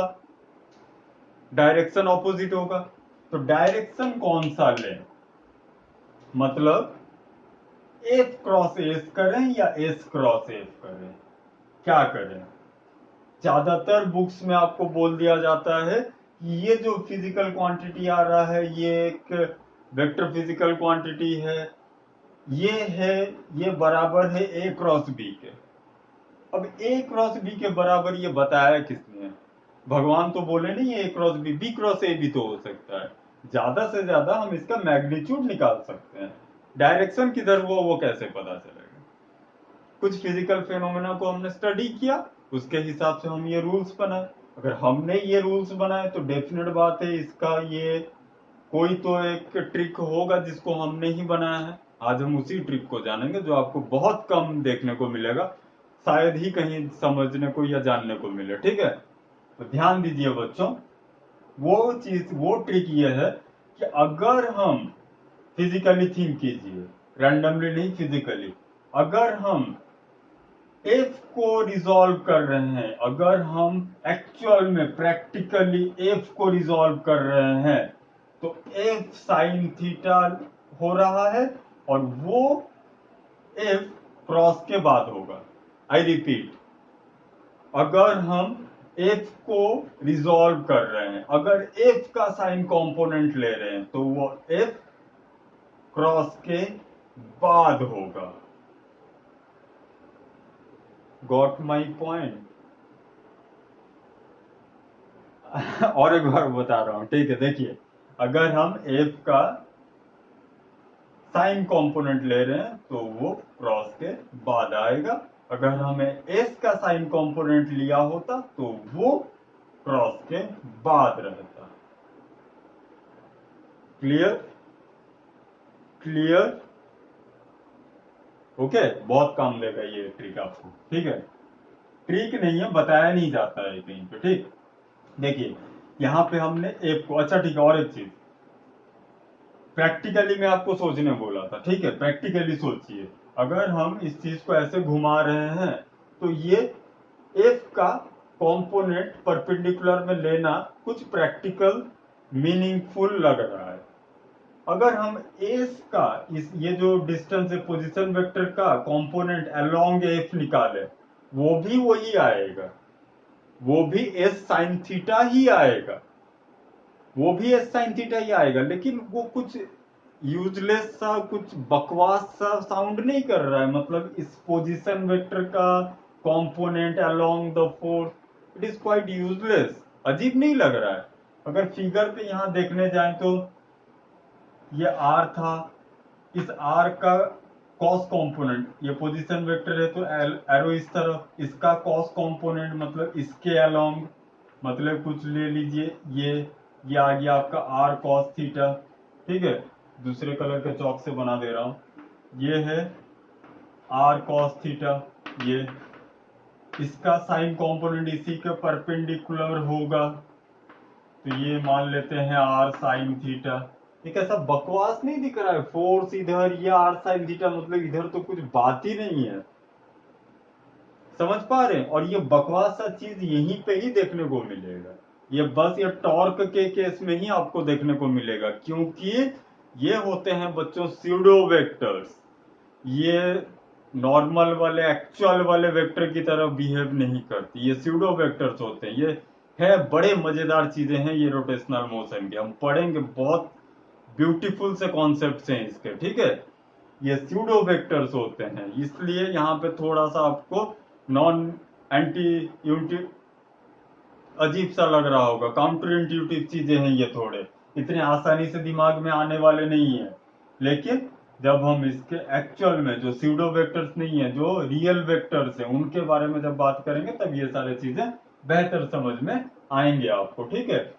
तो उतना बात नहीं करते अभी, आप नन्हे मुन्ने राही, तो आपको नन्हे मुन्ने राह पे ही रख के हम बस इतना यहाँ पे ध्यान रखेंगे कि अगर किसी वेक्टर का परपेंडिकुलर कंपोनेंट दूसरे वेक्टर के साथ जो परपेंडिकुलर कंपोनेंट बन रहा है उसे हम कंसीडर कर रहे हैं, तो वहां पे क्रॉस प्रोडक्ट यूज होगा, और क्रॉस के बाद वो वेक्टर होगा जिसका कंपोनेंट हमने रिजॉल्व किया है। मतलब जिस वेक्टर को हमने रिजॉल्व किया है, सॉरी, जिसका कंपोनेंट रिजॉल्व ने, बेहतर ये कहना होगा कि जिस वेक्टर को हमने रिजॉल्व किया है, जिस वेक्टर का हमने साइन कंपोनेंट लिया है, वो आएगा बच्चों क्रॉस के बाद। पूरा बेहतरीन चीज आपको आज पता चल रहा है, बस इसको दिमाग में रखिए, आगे जब इसका रूप रंग निखर के आएगा तब आप बोलोगे वाह सर मजा आ गया, ठीक है। तो जिस वेक्टर का कंपोनेंट, जिस वेक्टर को हम रिजॉल्व कर रहे हैं उसके साइन कंपोनेंट के लिए, वो क्रॉस के बाद आएगा, दूसरा वाला क्रॉस के पहले आएगा, ठीक है। तो यहाँ पे इतनी बात कर चुके हैं, तो यहाँ पे थोड़ा सा देख लेते हैं। यह है एफ, यह है एस, दोनों एक ही डायरेक्शन में है, मतलब हेड टू हेड क्लास हो रही है इस पॉइंट पे। तो हमें क्या करना है, एस क्रॉस एफ होगा या एफ क्रॉस एस होगा, जल्दी से बोलो क्या होगा। एस क्रॉस एफ, क्यों? क्योंकि एफ को हमने रिजॉल्व किया है, कहने का मतलब ये गलत, ये है सही फॉर्मूला टॉर्क के लिए, ठीक है। डायरेक्शन किधर होगा बच्चों, ये एफ, ये एस, हमें क्या करना है, एस क्रॉस एफ अगर है तो एस से एफ की तरफ फिंगर को कर्ल करना है। ये एस है, ये एफ है, एस से एफ की तरफ, एस से एफ की तरफ हम कर्ल करेंगे, ठीक है। देखिए फिर से बता रहा हूं, ये एस, ये एफ, एस से एफ की तरफ, एस से एफ की तरफ, एस से एफ की तरफ, किधर होगा फिंगर कर्ल, एस से एफ की तरफ, एस से एफ की तरफ, फिंगर अपवर्ड डायरेक्शन में, फिंगर अपवर्ड डायरेक्शन में, मतलब इसका जो प्रोडक्ट से जो टॉर्क बना वो ऊपर की दिशा में होगा, ठीक है। अब ये कहानी छोटा सा याद रखिए, ये ऊपर की तरफ जो हो रहा है उससे कोई फर्क, ऐसा गलती से भी मत सोचिएगा कि ऊपर कुछ एक फोर्स लग रहा है या ऊपर की तरफ कुछ होगा, नहीं। ये स्यूडो वेक्टर है, ये ऊपर की तरफ जो डायरेक्शन दे रहा है, इससे आगे की इसके कैलकुलेशन से, मतलब कोई चीज सपोज ये ऐसे घूम रहा है तो ये इस घूमने वाले प्लेन के परपेंडिकुलर पे टॉर्क, ये ऐसे घूम रहा है तो ये इस घूमने वाले प्लेन के परपेंडिकुलर पे टॉर्क, ठीक है। इधर हो सकता है, इधर हो सकता है, डिपेंड करके ये ऐसे घूम रहा है या ऐसे घूम रहा है, रोटेशनल मोशन में पढ़ेंगे, अभी नहीं तो पूरा मैकेनिक्स यही आ जाएगा। कहानी इतना था, याद आपको इतना रखना है, कहाँ पे क्रॉस प्रोडक्ट लग रहा है, क्रॉस प्रोडक्ट में क्रॉस के बाद कौन सा होगा, ठीक है। यहाँ पे और एक चीज हमने देख सकते हैं कि ए क्रॉस बी का मैग्नीट्यूड के तो बराबर होता है, लेकिन A cross B, B cross A के बराबर नहीं होता है, वो होता है minus of B cross A के बराबर। क्यों हुआ बच्चों minus of B cross A के बराबर? बहुत आसान है जानना, मैग्नीट्यूड दोनों का सेम है, तो ये दोनों का मैग्नीट्यूड सेम होगा, मैग्नीट्यूड सेम, क्योंकि ए बी साइन थीटा, यहां भी ए बी साइन थीटा, वहां भी, डायरेक्शन में प्रॉब्लम हो सकता है। डायरेक्शन कैसे होगा, एक अगर इधर तो दूसरा इधर, एक अगर इधर दूसरा इधर, मतलब एग्जैक्टली ऑपोजिट, एक ही स्ट्रेट लाइन पे रहेंगे, ऐसा नहीं कि एक इधर दूसरा उधर। तो एग्जैक्टली ऑपोजिट मतलब एक अगर पॉजिटिव दूसरा negative. Okay, very well and good. अभी इसके प्रॉपर्टी के बारे में जल्दी जल्दी बात कर लेते हैं, थोड़े थोड़े चीजें देख लेते हैं।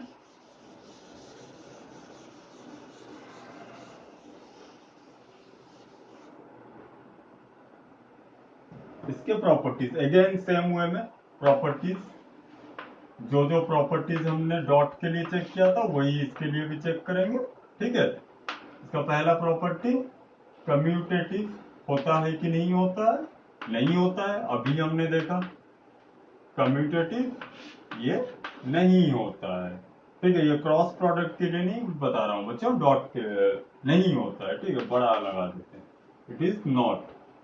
ठीक है, क्यों नहीं होता है बच्चों, a dot a cross B is not equal to B cross a, but a cross B is equal to minus of d cross a. अभी हमने बात किया। ठीक है, दूसरा डिस्ट्रीब्यूटिव ये होता है बच्चों, डिस्ट्रीब्यूटिव ये राइट यस होता है। ठीक है, कैसे होता है, A cross B plus C plus dot dot dot, ये होगा A cross B plus A cross C and so on. ठीक है, ये ऐसे होता है, डिस्ट्रीब्यूटिव लॉ को ये फॉलो करता है। ठीक है, बहुत बढ़िया। अभी एग्जैक्टली सेम वे में हम पैरेलल और कोलिनियर वेक्टर्स और परपेंडिकुलर वेक्टर्स के लिए चीजों को चेक कर लेते हैं, फिर यूनिट वेक्टर्स के लिए चेक कर लेंगे।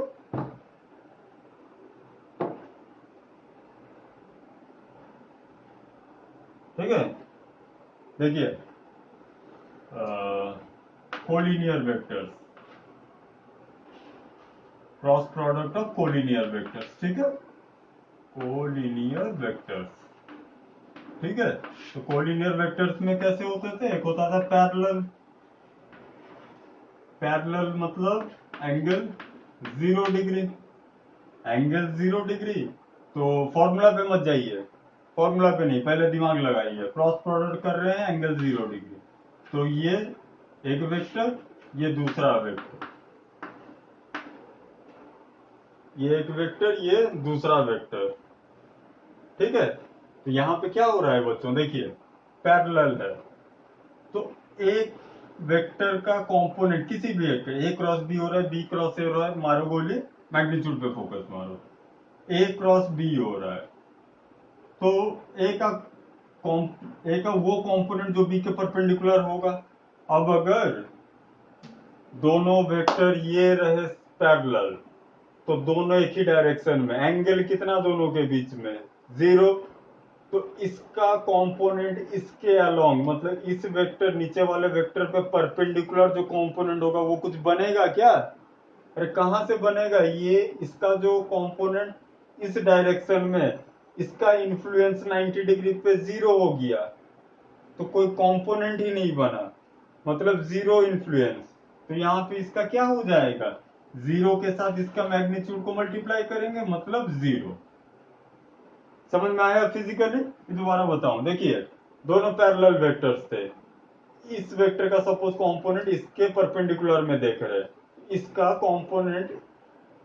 कंपोनेंट परपेंडिकुलर में, इसके परपेंडिकुलर में 0। अब ये दोनों पैरेलल हैं, तो इसके ऊपर वाले वेक्टर के परपेंडिकुलर वाला कंपोनेंट नीचे वाले वेक्टर के साथ भी तो परपेंडिकुलर, वही ना होगा परपेंडिकुलर कंपोनेंट जिसे हम ढूंढ रहे हैं, तो वो 0। तो 0 मतलब हम क्या कह सकते हैं इस केस में, A cross B is equal to 0। ये था फिजिकल थिंकिंग से, फॉर्मूला वाइज, फॉर्मूला क्या था बच्चों इसका, A cross B is equal to mod A mod B sine theta. तो यहाँ पे इसका जो प्रोडक्ट बन गया, इसको दूसरे तरीके से भी देख लीजिए। ए मतलब मॉड ए मॉड बी साइन थीटा मतलब साइन 0 डिग्री, ये होता है 0, तो ये आ गया 0, ए क्रॉस बी आ गया 0। ओके, बहुत बढ़िया। एंटी पैरेलल जल्दी से देखते हैं। एंटी पैरेलल बोले तो एंगल 180 डिग्री।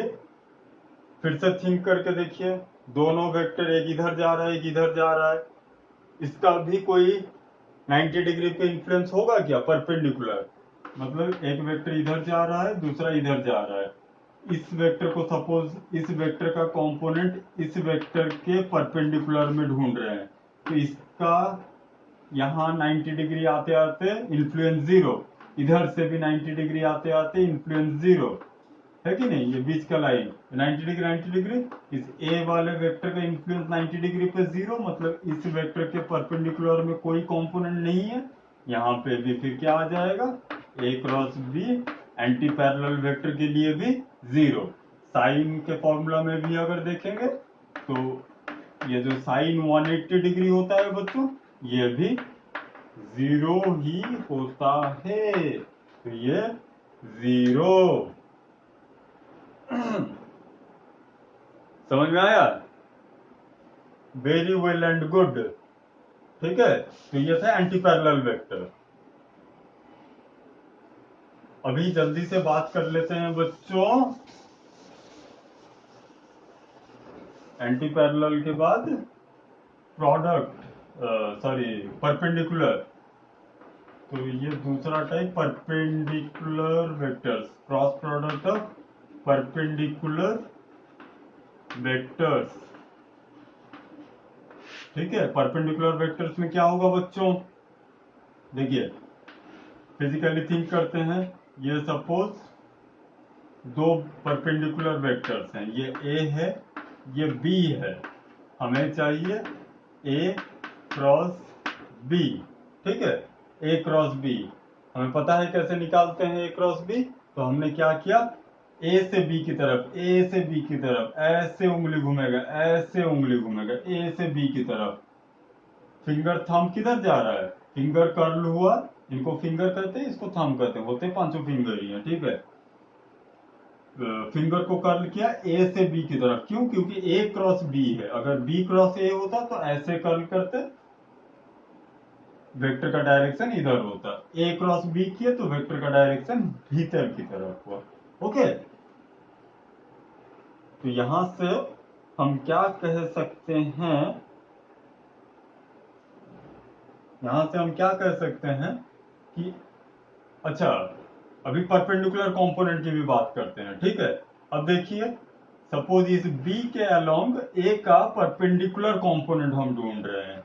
बी के अलोंग ए का वो कंपोनेंट जो बी के परपेंडिकुलर हो, ए का वो कंपोनेंट जो बी के परपेंडिकुलर हो। ओके, बहुत। ये जो ए वेक्टर है ये तो पूरा खुद ही है बी के साथ परपेंडिकुलर, तो इसका कंपोनेंट मतलब कि ये तो पूरा वेक्टर ही बी के परपेंडिकुलर आ जा रहा है। पैरेलल में इसका कंपोनेंट 0 होता, पैरेलल में हमें दिक्कत होता, कुछ सोचना पड़ता, लेकिन ए का तो पूरा का पूरा वेक्टर वो खुद ही परपेंडिकुलर है बी के, तो वो कौन सा कंपोनेंट होगा? वो पूरा खुद ही आ जाएगा, मतलब पूरा ए का जितना मैग्नीट्यूड वो सारा उसी डायरेक्शन में लग रहा है। किस डायरेक्शन में? बी के परपेंडिकुलर डायरेक्शन में। ठीक है, तो ऐसे कंडीशन में ये मैक्सिमम बन के आएगा कुछ इसका वैल्यू। ए क्रॉस बी कितना आ जाएगा बच्चों? ये पूरा ए टाइम्स बी हो जाएगा, मतलब ए का पूरा कंपोनेंट आ जाएगा। समझ पा रहे हैं?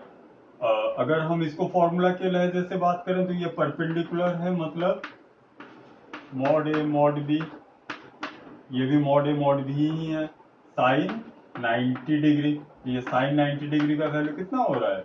1। ओके, तो ये 90 डिग्री में ये मैक्सिमम हो जाता है, ये पूरा अपना फोर्स लगा देता है।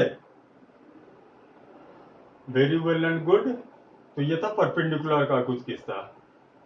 तो अभी अगर ये परपेंडिकुलर हमने देख लिया, देखिए और एक चीज देख लीजिए, अभी इसको उसके लहजे में देख लेते हैं, यूनिट वेक्टर्स के टर्म्स में, ठीक है। देखिए आई क्रॉस जे अगर हम कर रहे हैं, आई क्रॉस जे अगर हम कर रहे हैं, तो यहाँ पे कोऑर्डिनेट सिस्टम एक बना लेते हैं, फिर देखते हैं क्या हो रहा है।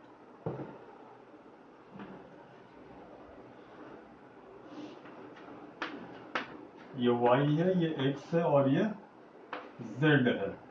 हम सपोज i क्रॉस j कर रहे हैं, मतलब x से y, ये इधर ही है i, इधर है j और इधर ही है k, है कि नहीं, यूनिट वेक्टर। तो i क्रॉस j कर रहे हैं, i क्रॉस j, तो ये इस तरफ आ रहा है, ये z एक्सिस ही है इस तरफ, ये तो नीचे बना है क्योंकि ऐसे बनाने का कोई उपाय नहीं है, तो ये ऐसे बना है, मतलब ये z एक्सिस है। तो i क्रॉस j कर रहे हैं मतलब k की तरफ जा रहा है, और ये i और j यूनिट वेक्टर है, मतलब 1 × 1 होगा मैग्नीट्यूड में, तो जो रिजल्ट आएगा उसका मैग्नीट्यूड भी 1 ही होगा। ऊपर से एंगल 90 डिग्री, तो 1, तो 1 × 1 × 1, तो 1 ही रहेगा। तो ये क्या बनेगा, एक यूनिट वेक्टर ही बनेगा जो z के डायरेक्शन में, z के डायरेक्शन में यूनिट वेक्टर क्या है, k है, ये आ गया k, ठीक है। अभी सपोज हम मान लेते हैं कुछ भी रैंडम, कुछ भी ले सकते हैं, चलिए k क्रॉस i ले लेते हैं, ठीक है। k क्रॉस i, k मतलब ये z की तरफ, ये z की तरफ, चलिए यहां देख लीजिए, ये z की तरफ, ठीक है। k क्रॉस i मतलब k से i की तरफ ऐसे घूमना है हमें, ऐसे घूमना है, ऐसे घूमना है, ऐसे घूमना है, मतलब क्या, उंगली को हम यहां से वहां घुमाएंगे, यहां से यहां, देखिए ऐसे घूमेंगे। ऐसे घूमने का क्या मतलब है, ऐसे, समझ पा रहे हैं, ये रहा ये उंगली, ये ऐसे घूमा, यहां से स्टार्ट हुआ, ऐसे घूम रहा है, यहां से ये ऐसे घूम रहा है, ऊपर की तरफ, ऊपर की तरफ कौन है, जे, है कि नहीं। कुछ भी ले सकते हैं आप, जे क्रॉस के ले लेते हैं, जे ये ऊपर की तरफ, के इधर, जे से के जाना है, ऐसे घूमना है जे से के, तो उंगली ऐसे घूमेगा, मतलब कुछ ऐसे, ऐसे घूमेगा उंगली बच्चों, देखिए यहाँ पे ये जे और ये इधर के, तो ऐसे उंगली घूमेगा, मतलब ये इस तरफ आएगा, है कि नहीं। तो इस तरफ मतलब ये कितना है, एक्स की तरफ, मतलब आई आएगा, ठीक है। तो ये तो ठीक है, जिनको समझ में आया बहुत बढ़िया, बहुत वेल एंड गुड। जिनको नहीं आया उनके लिए एक लॉलीपॉप मेथड भी हमारे पूर्वजों ने बनाया है, लॉलीपॉप मेथड देख लीजिए। ये एक ऐसा गोला बना लीजिए, आई जे के क्लॉकवाइज डायरेक्शन में लिख दीजिए, मान लीजिए यहाँ आई है, आई क्या, यहाँ पे 120 पे बनाते हैं, सुंदर दिखेगा, ये जे क्या, ये के क्या, ठीक है। तो जब क्लॉकवाइज घूमेंगे, आई जे कर रहे हैं, आई क्रॉस जे या जे क्रॉस के या फिर के क्रॉस आई अगर कर रहे हैं, जब हम क्लॉकवाइज घूम रहे हैं तब होगा पॉजिटिव, और जब एंटी क्लॉकवाइज घूमेंगे तब होगा नेगेटिव, मतलब जे क्रॉस आई या जे क्रॉस आई, जे क्रॉस के करेंगे आई आएगा, जे क्रॉस के आई आया, जे क्रॉस आई करेंगे एंटी क्लॉकवाइज घुमा तो माइनस के आ जाएगा। यहाँ पे किया नहीं है, चलिए करके देख लेते हैं, ठीक है।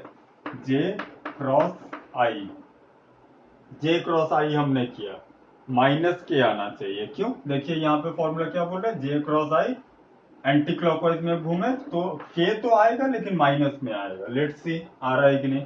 ये रहा जे, ये रहा आई, जे से आई की तरफ घूमे, जे से आई की तरफ अंदर जा रहा है, जेड पॉजिटिव बाहर, अंदर नेगेटिव, तो ये आ जाएगा माइनस के।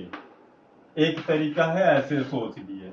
यहाँ पे नहीं तो हमने देखा था आई क्रॉस जे के हो रहा है, तो इस ऑर्डर को घुमाएंगे, ऑर्डर को घुमाएंगे तो क्या आ जाएगा, नेगेटिव आ रहा था, A cross B is equal to negative of B cross A, मतलब I cross J is negative of J cross I, मतलब अगर ये के है तो वो माइनस के हो जाएगा। Okay, very well and good. और कुछ है कि नहीं इसमें? ध्यान से देखिए बच्चों, इसको दिमाग में बैठाइए थोड़ा, थोड़ा सा पीछे बैक करके वीडियो को पॉज मार के देख के।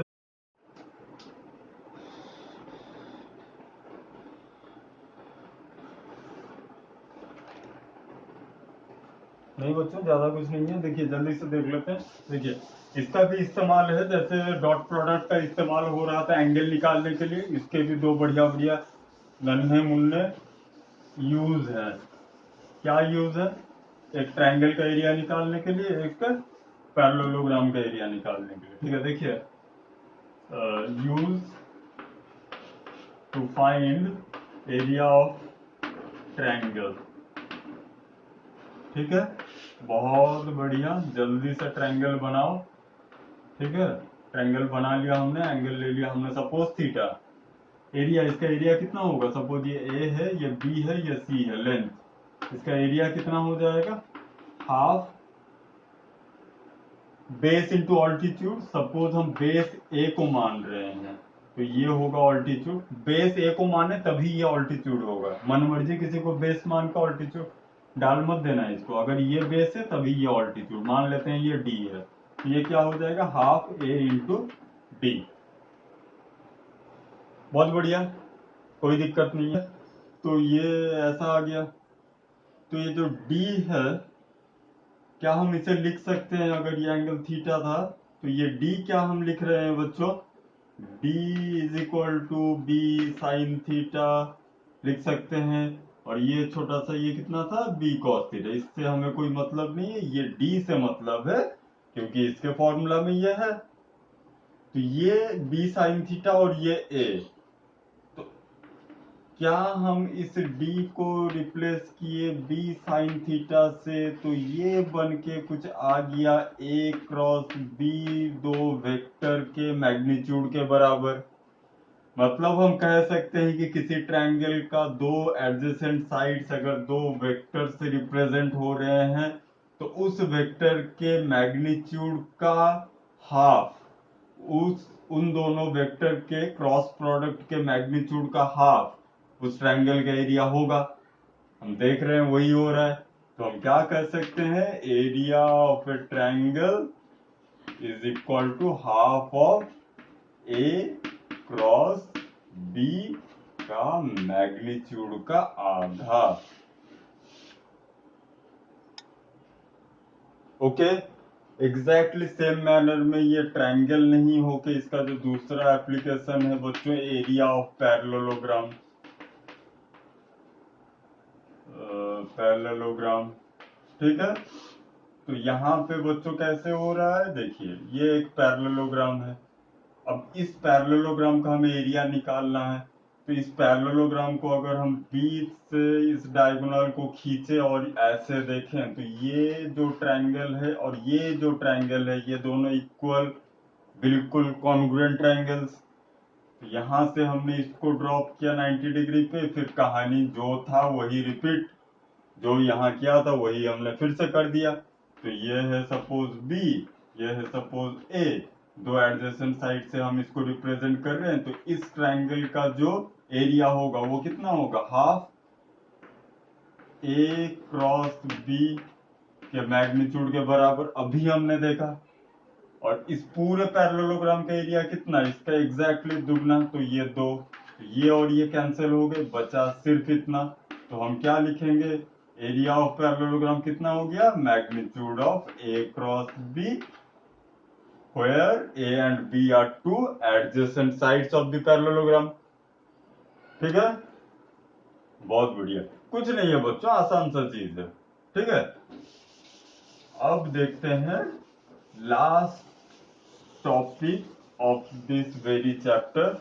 अच्छा ठीक है, इससे पहले और एक चीज देख लेते हैं, लास्ट नहीं, इसमें देखिए जैसे हम लोग डॉट प्रोडक्ट में कर रहे थे दो वेक्टर्स जो अपने रेक्टेंगुलर कंपोनेंट्स में गिवन हुए हैं, जैसे A X I A Y J A Z K, B X I B Y J B Z K, वैसे ही अगर गिवन है एक्सप्लिसिट फॉर्मेट में तो दो वेक्टर के जो दो क्रॉस प्रोडक्ट होंगे वो कैसे बनेंगे। ठीक है, ए क्रॉस बी कितना होगा, जहां पे ए एक्स वेक्टर ए है, ए X I A Y plus A Y J plus A Z के, और बी है B X I B Y जे और बी जेड के। ठीक है, तो ए क्रॉस बी कैसे होगा करके देख लेते हैं। कम्यूटेटिव डिस्ट्रीब्यूटिव लॉ फॉलो करता है क्रॉस प्रोडक्ट, तो एग्जैक्टली ऐसे लिखेंगे, क्रॉस देके फिर मल्टीप्लाई करेंगे, ए X I plus A Y J plus ए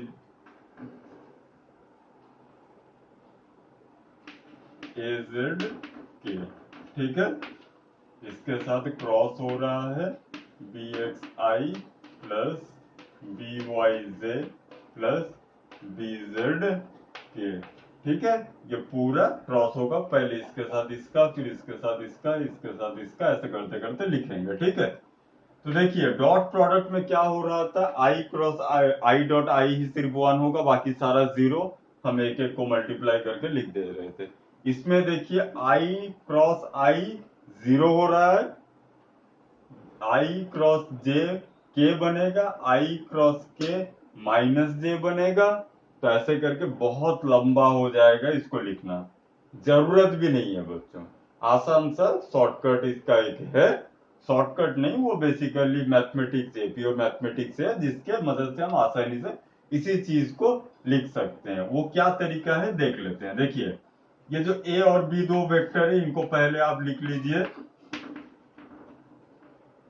ऐसे फॉर्मेट में, आई कंपोनेंट, ये ए वेक्टर का आई कंपोनेंट सारा यहाँ लिखिए। ठीक है, यहाँ लिखना नहीं है, बस मैं बता रहा हूँ, ये ए एक्स हो गया, ये ए वाई हो गया, ये जेड हो गया, आई का ए एक्स, जे का ए वाई, के का ए जेड, बी का भी बराबर सेम तरीके से लिख लीजिए, ये हमने लिख लिया, और यहाँ पे ये लाइन खींच दीजिए, ये लिखने का फॉर्मेट है। ठीक है, स्टैंडर्ड नोशन है ये।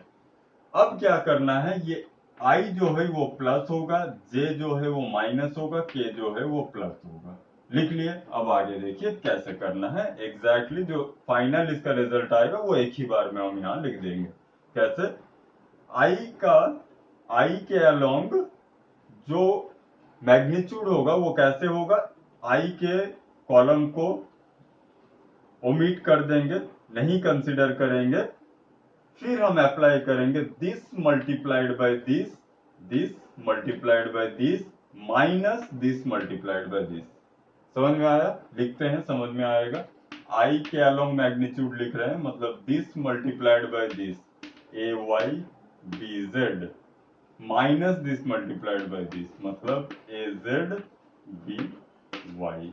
ओके, जे के अलोंग जब लिखेंगे एग्जैक्टली सेम प्रोसीड्यूर में उसके कॉलम को ओमिट कर देंगे, फिर लेफ्ट से राइट, राइट से लेफ्ट, माइनस साइन के साथ, j a x b Z minus A Z b x, a Z b x, के लिए प्लस है तो प्लस एग्जैक्टली सेम, इसको ओमिट किया, this multiplied by this minus this into this, A x B y minus a Y B x. ठीक है, ये आपका आ गया ए क्रॉस बी, एक वेक्टर होता था, ये एक वेक्टर ही है, देखिए आई जे के यहाँ पे है और उनके अलोंग मैग्नीट्यूड दिया गया है, this is a cross b. Okay, इस तरीके से भी आप करके देखिएगा, एग्जैक्टली यही आएगा।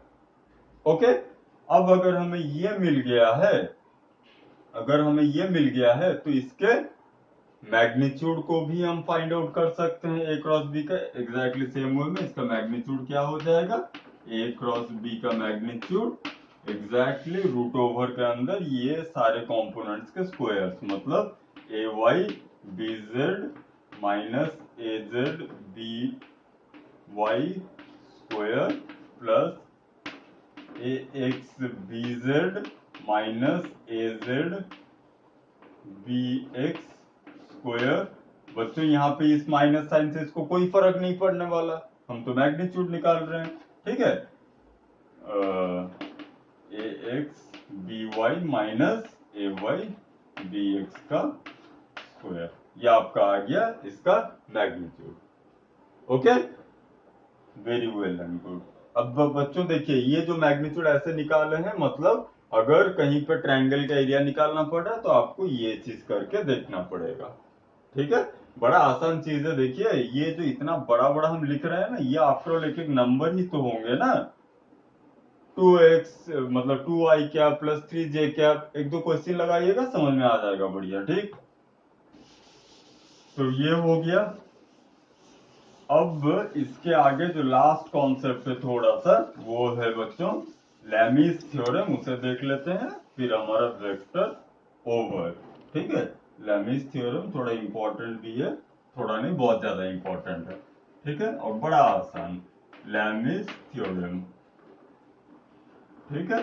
ये लैमी साहब क्या कह रहे हैं, लैमी साहब कह रहे हैं कि अगर तीन वेक्टर इक्विलिब्रियम में है तो वो अपने बीच में बनने वाले एंगल्स के साथ एक कांस्टेंट रेशियो बियर करते हैं। एग्जैक्ट स्टेटमेंट हम क्या कह सकते हैं, according to Lami's theorem, Lami's theorem का स्टेटमेंट क्या है, if three vectors are in equilibrium, if three vectors are in equilibrium, then they bear a constant ratio with the angle in between them, ठीक है।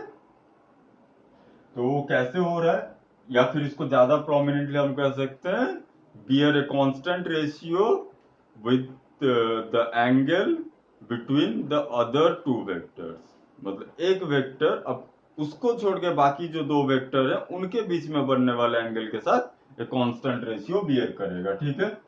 देखते हैं, suppose ये तीन vectors हैं, इक्विलिब्रियम में है तो ऑब्वियसली ऐसे ऐसे बाहर की तरफ ही होंगे, एक तरफ हो गए तो इक्विलिब्रियम नहीं होगा, ठीक है। तो ये मान लेते हैं वेक्टर ए है, ये सपोज बी है, ये सी है, ये ए के ऑपोजिट वाला एंगल अल्फा है, बी के ऑपोजिट है बीटा और सी के ऑपोजिट है गामा। तो अकॉर्डिंग टू लैमिस थ्योरम क्या हो रहा है कि A upon sine alpha is equal to B upon sine beta is equal to C upon sine gamma. ये है लैमिस थ्योरम का स्टेटमेंट, ठीक है, फॉर्मूला एक्सप्रेशन, ठीक है। बड़ा आसान है, तुरंत डेरिवेशन करके देख लेते हैं क्या हो रहा है। देखिए ए बी और सी तीनों इक्विलिब्रियम, मतलब तीनों का वेक्टर सम 0, नल वेक्टर, इसको वेक्टर भी लगा सकते हैं, कोई बात नहीं है, ठीक है, चलो वेक्टर लगा देते हैं क्योंकि एक्चुअल में वेक्टर ही होगा नल वेक्टर। तो ए बी सी ऐसे कुछ आ रहा है। अब इसको हम अगर घुमा के लिख दें तो a plus B is equal to minus C, अब और 0 नल वेक्टर लगाने का जरूरत नहीं है, ठीक। तो a प्लस बी सी आ गया। अब देखिए इसके साथ मल्टीप्लाई करते हैं a को, multiplying a both the side, a cross a, अच्छा क्रॉस कर रहे हैं, ठीक है, क्रॉस मल्टीप्लीकेशन कर रहे हैं, ध्यान रखिएगा, a प्लस बी। अब क्रॉस मल्टीप्लीकेशन में ऑर्डर मैटर करता है, तो इसमें a को पहले मल्टीप्लाई किए हैं तो इसमें भी पहले ही मल्टीप्लाई होगा, मतलब a क्रॉस c। ओके, यहां से क्या बन के आ रहा है, ये हम फर्स्ट कर रहे हैं, मतलब a को मल्टीप्लाई कर रहे हैं इसके साथ, ठीक है। तो a cross a 0, a cross b लिख देते हैं, यहां पे माइनस a क्रॉस c, इसको घुमा के लिख सकते हैं या फिर ऐसे ही रख सकते हैं, चलिए घुमा के लिख देते हैं, ये बन गया c क्रॉस a, मैग्नीट्यूड तो सेम रहेगा, घूम जाएगा, c क्रॉस a। ओके, बहुत बढ़िया। अभी दोबारा से हम क्या कर रहे हैं, इसी के साथ, इसी एक्सप्रेशन i के साथ, यहाँ 1 लिया ना, i लेते हैं, i के साथ हम b को मल्टीप्लाई कर रहे हैं, ठीक है, क्रॉस लगा रहे हैं b का, a plus B is equal to minus c, b को पहले लगाए हैं तो ये आ गया बी क्रॉस सी। ओके, अब देखिए बी क्रॉस ए रहेगा, लेकिन b cross b null vector हो जाएगा, नलीफाई हो जाएगा। ये आ गया माइनस बी क्रॉस सी। ठीक है,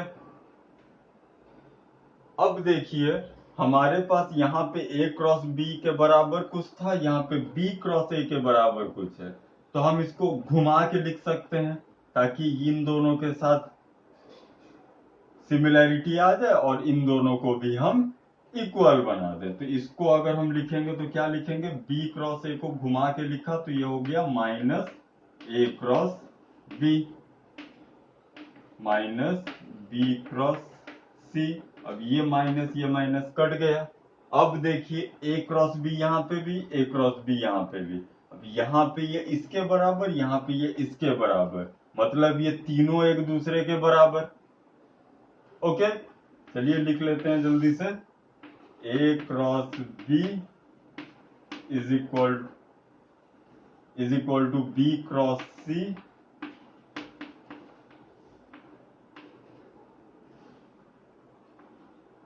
is equal to C cross A.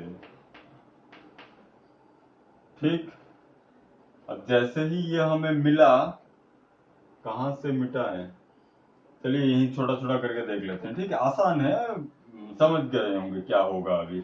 A cross B, B cross C, C cross A, तोड़ के लिख देते हैं। ए क्रॉस बी मतलब इन दोनों के बीच का एंगल क्या है, gamma.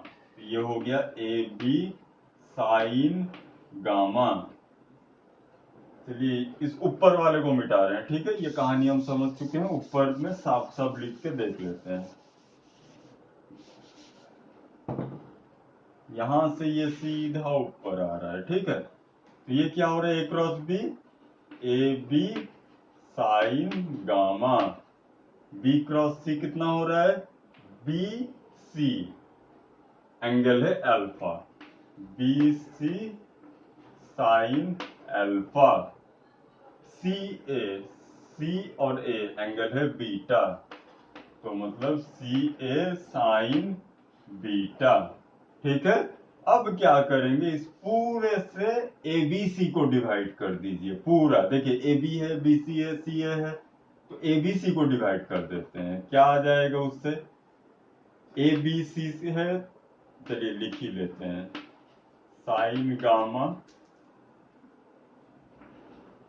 Upon a b c, b C sine alpha upon a b c, c a sine beta upon a b c. क्या हो गया, ये ए सी कट गया, ये बी सी कट गया, ये ए बी कट गया, बचा कितना, साइन गामा अपॉन सी, साइन अल्फा अपॉन ए, साइन बीटा अपॉन बी। इसी को ही हम सजा के थोड़ा लिख सकते हैं, A upon sine alpha, B upon sine beta, C upon sine gamma. हमारा आ गया लैमिस थ्योरम का एक्सप्रेशन। ओके, तो ये था लैमिस थ्योरम का एक्सप्रेशन, बहुत ही आसान सा डेरिवेशन, एग्जाम में पूछ लेता है कभी कभी। एंट्रेंस पॉइंट ऑफ व्यू से सिर्फ ये expression very important, college level में, स्कूल लेवल में, बोर्ड एग्जाम के व्यू से कभी कभी डेरिवेशन पूछ लेता है। ठीक, so that is all for vectors. तो वेक्टर आज चैप्टर हमारा ओवर हो गया। कहीं पे डाउट कुछ हो तो आप कमेंट में पूछिएगा, हम आपको क्लैरिफाई कर देंगे। ठीक है, so that's all for today's class. Class बहुत लंबा हो गया लेकिन उतना ज्यादा बोरिंग नहीं हुआ होगा। छोटे छोटे आसान आसान से चीजें, 1-1.5 घंटे का कुछ वीडियो बना होगा, आप खाते पीते बैठते कहीं पे भी एक बार देख लीजिएगा, गो थ्रू कर लीजिएगा, तो आपके सारे कॉन्सेप्ट क्लियर हो जाएंगे। सारे छोटे मोटे जो रूल्स रेगुलेशंस होते हैं वेक्टर में, या जो थोड़ा बहुत पढ़ने वाले चीजें होते हैं जिसके बेसिस पे आपको अभी तक जरूरत है, मतलब अभी जितना जरूरत है आपके स्कूल लेवल के हिसाब से, उतना सारे टॉपिक्स कवर किए गए हैं। तो आप वीडियो को देखिए, एंजॉय कीजिए, एग्जाम में मार्क्स लाइए। ठीक है, हैव ए नाइस डे, अच्छे से पढ़ाई कीजिए।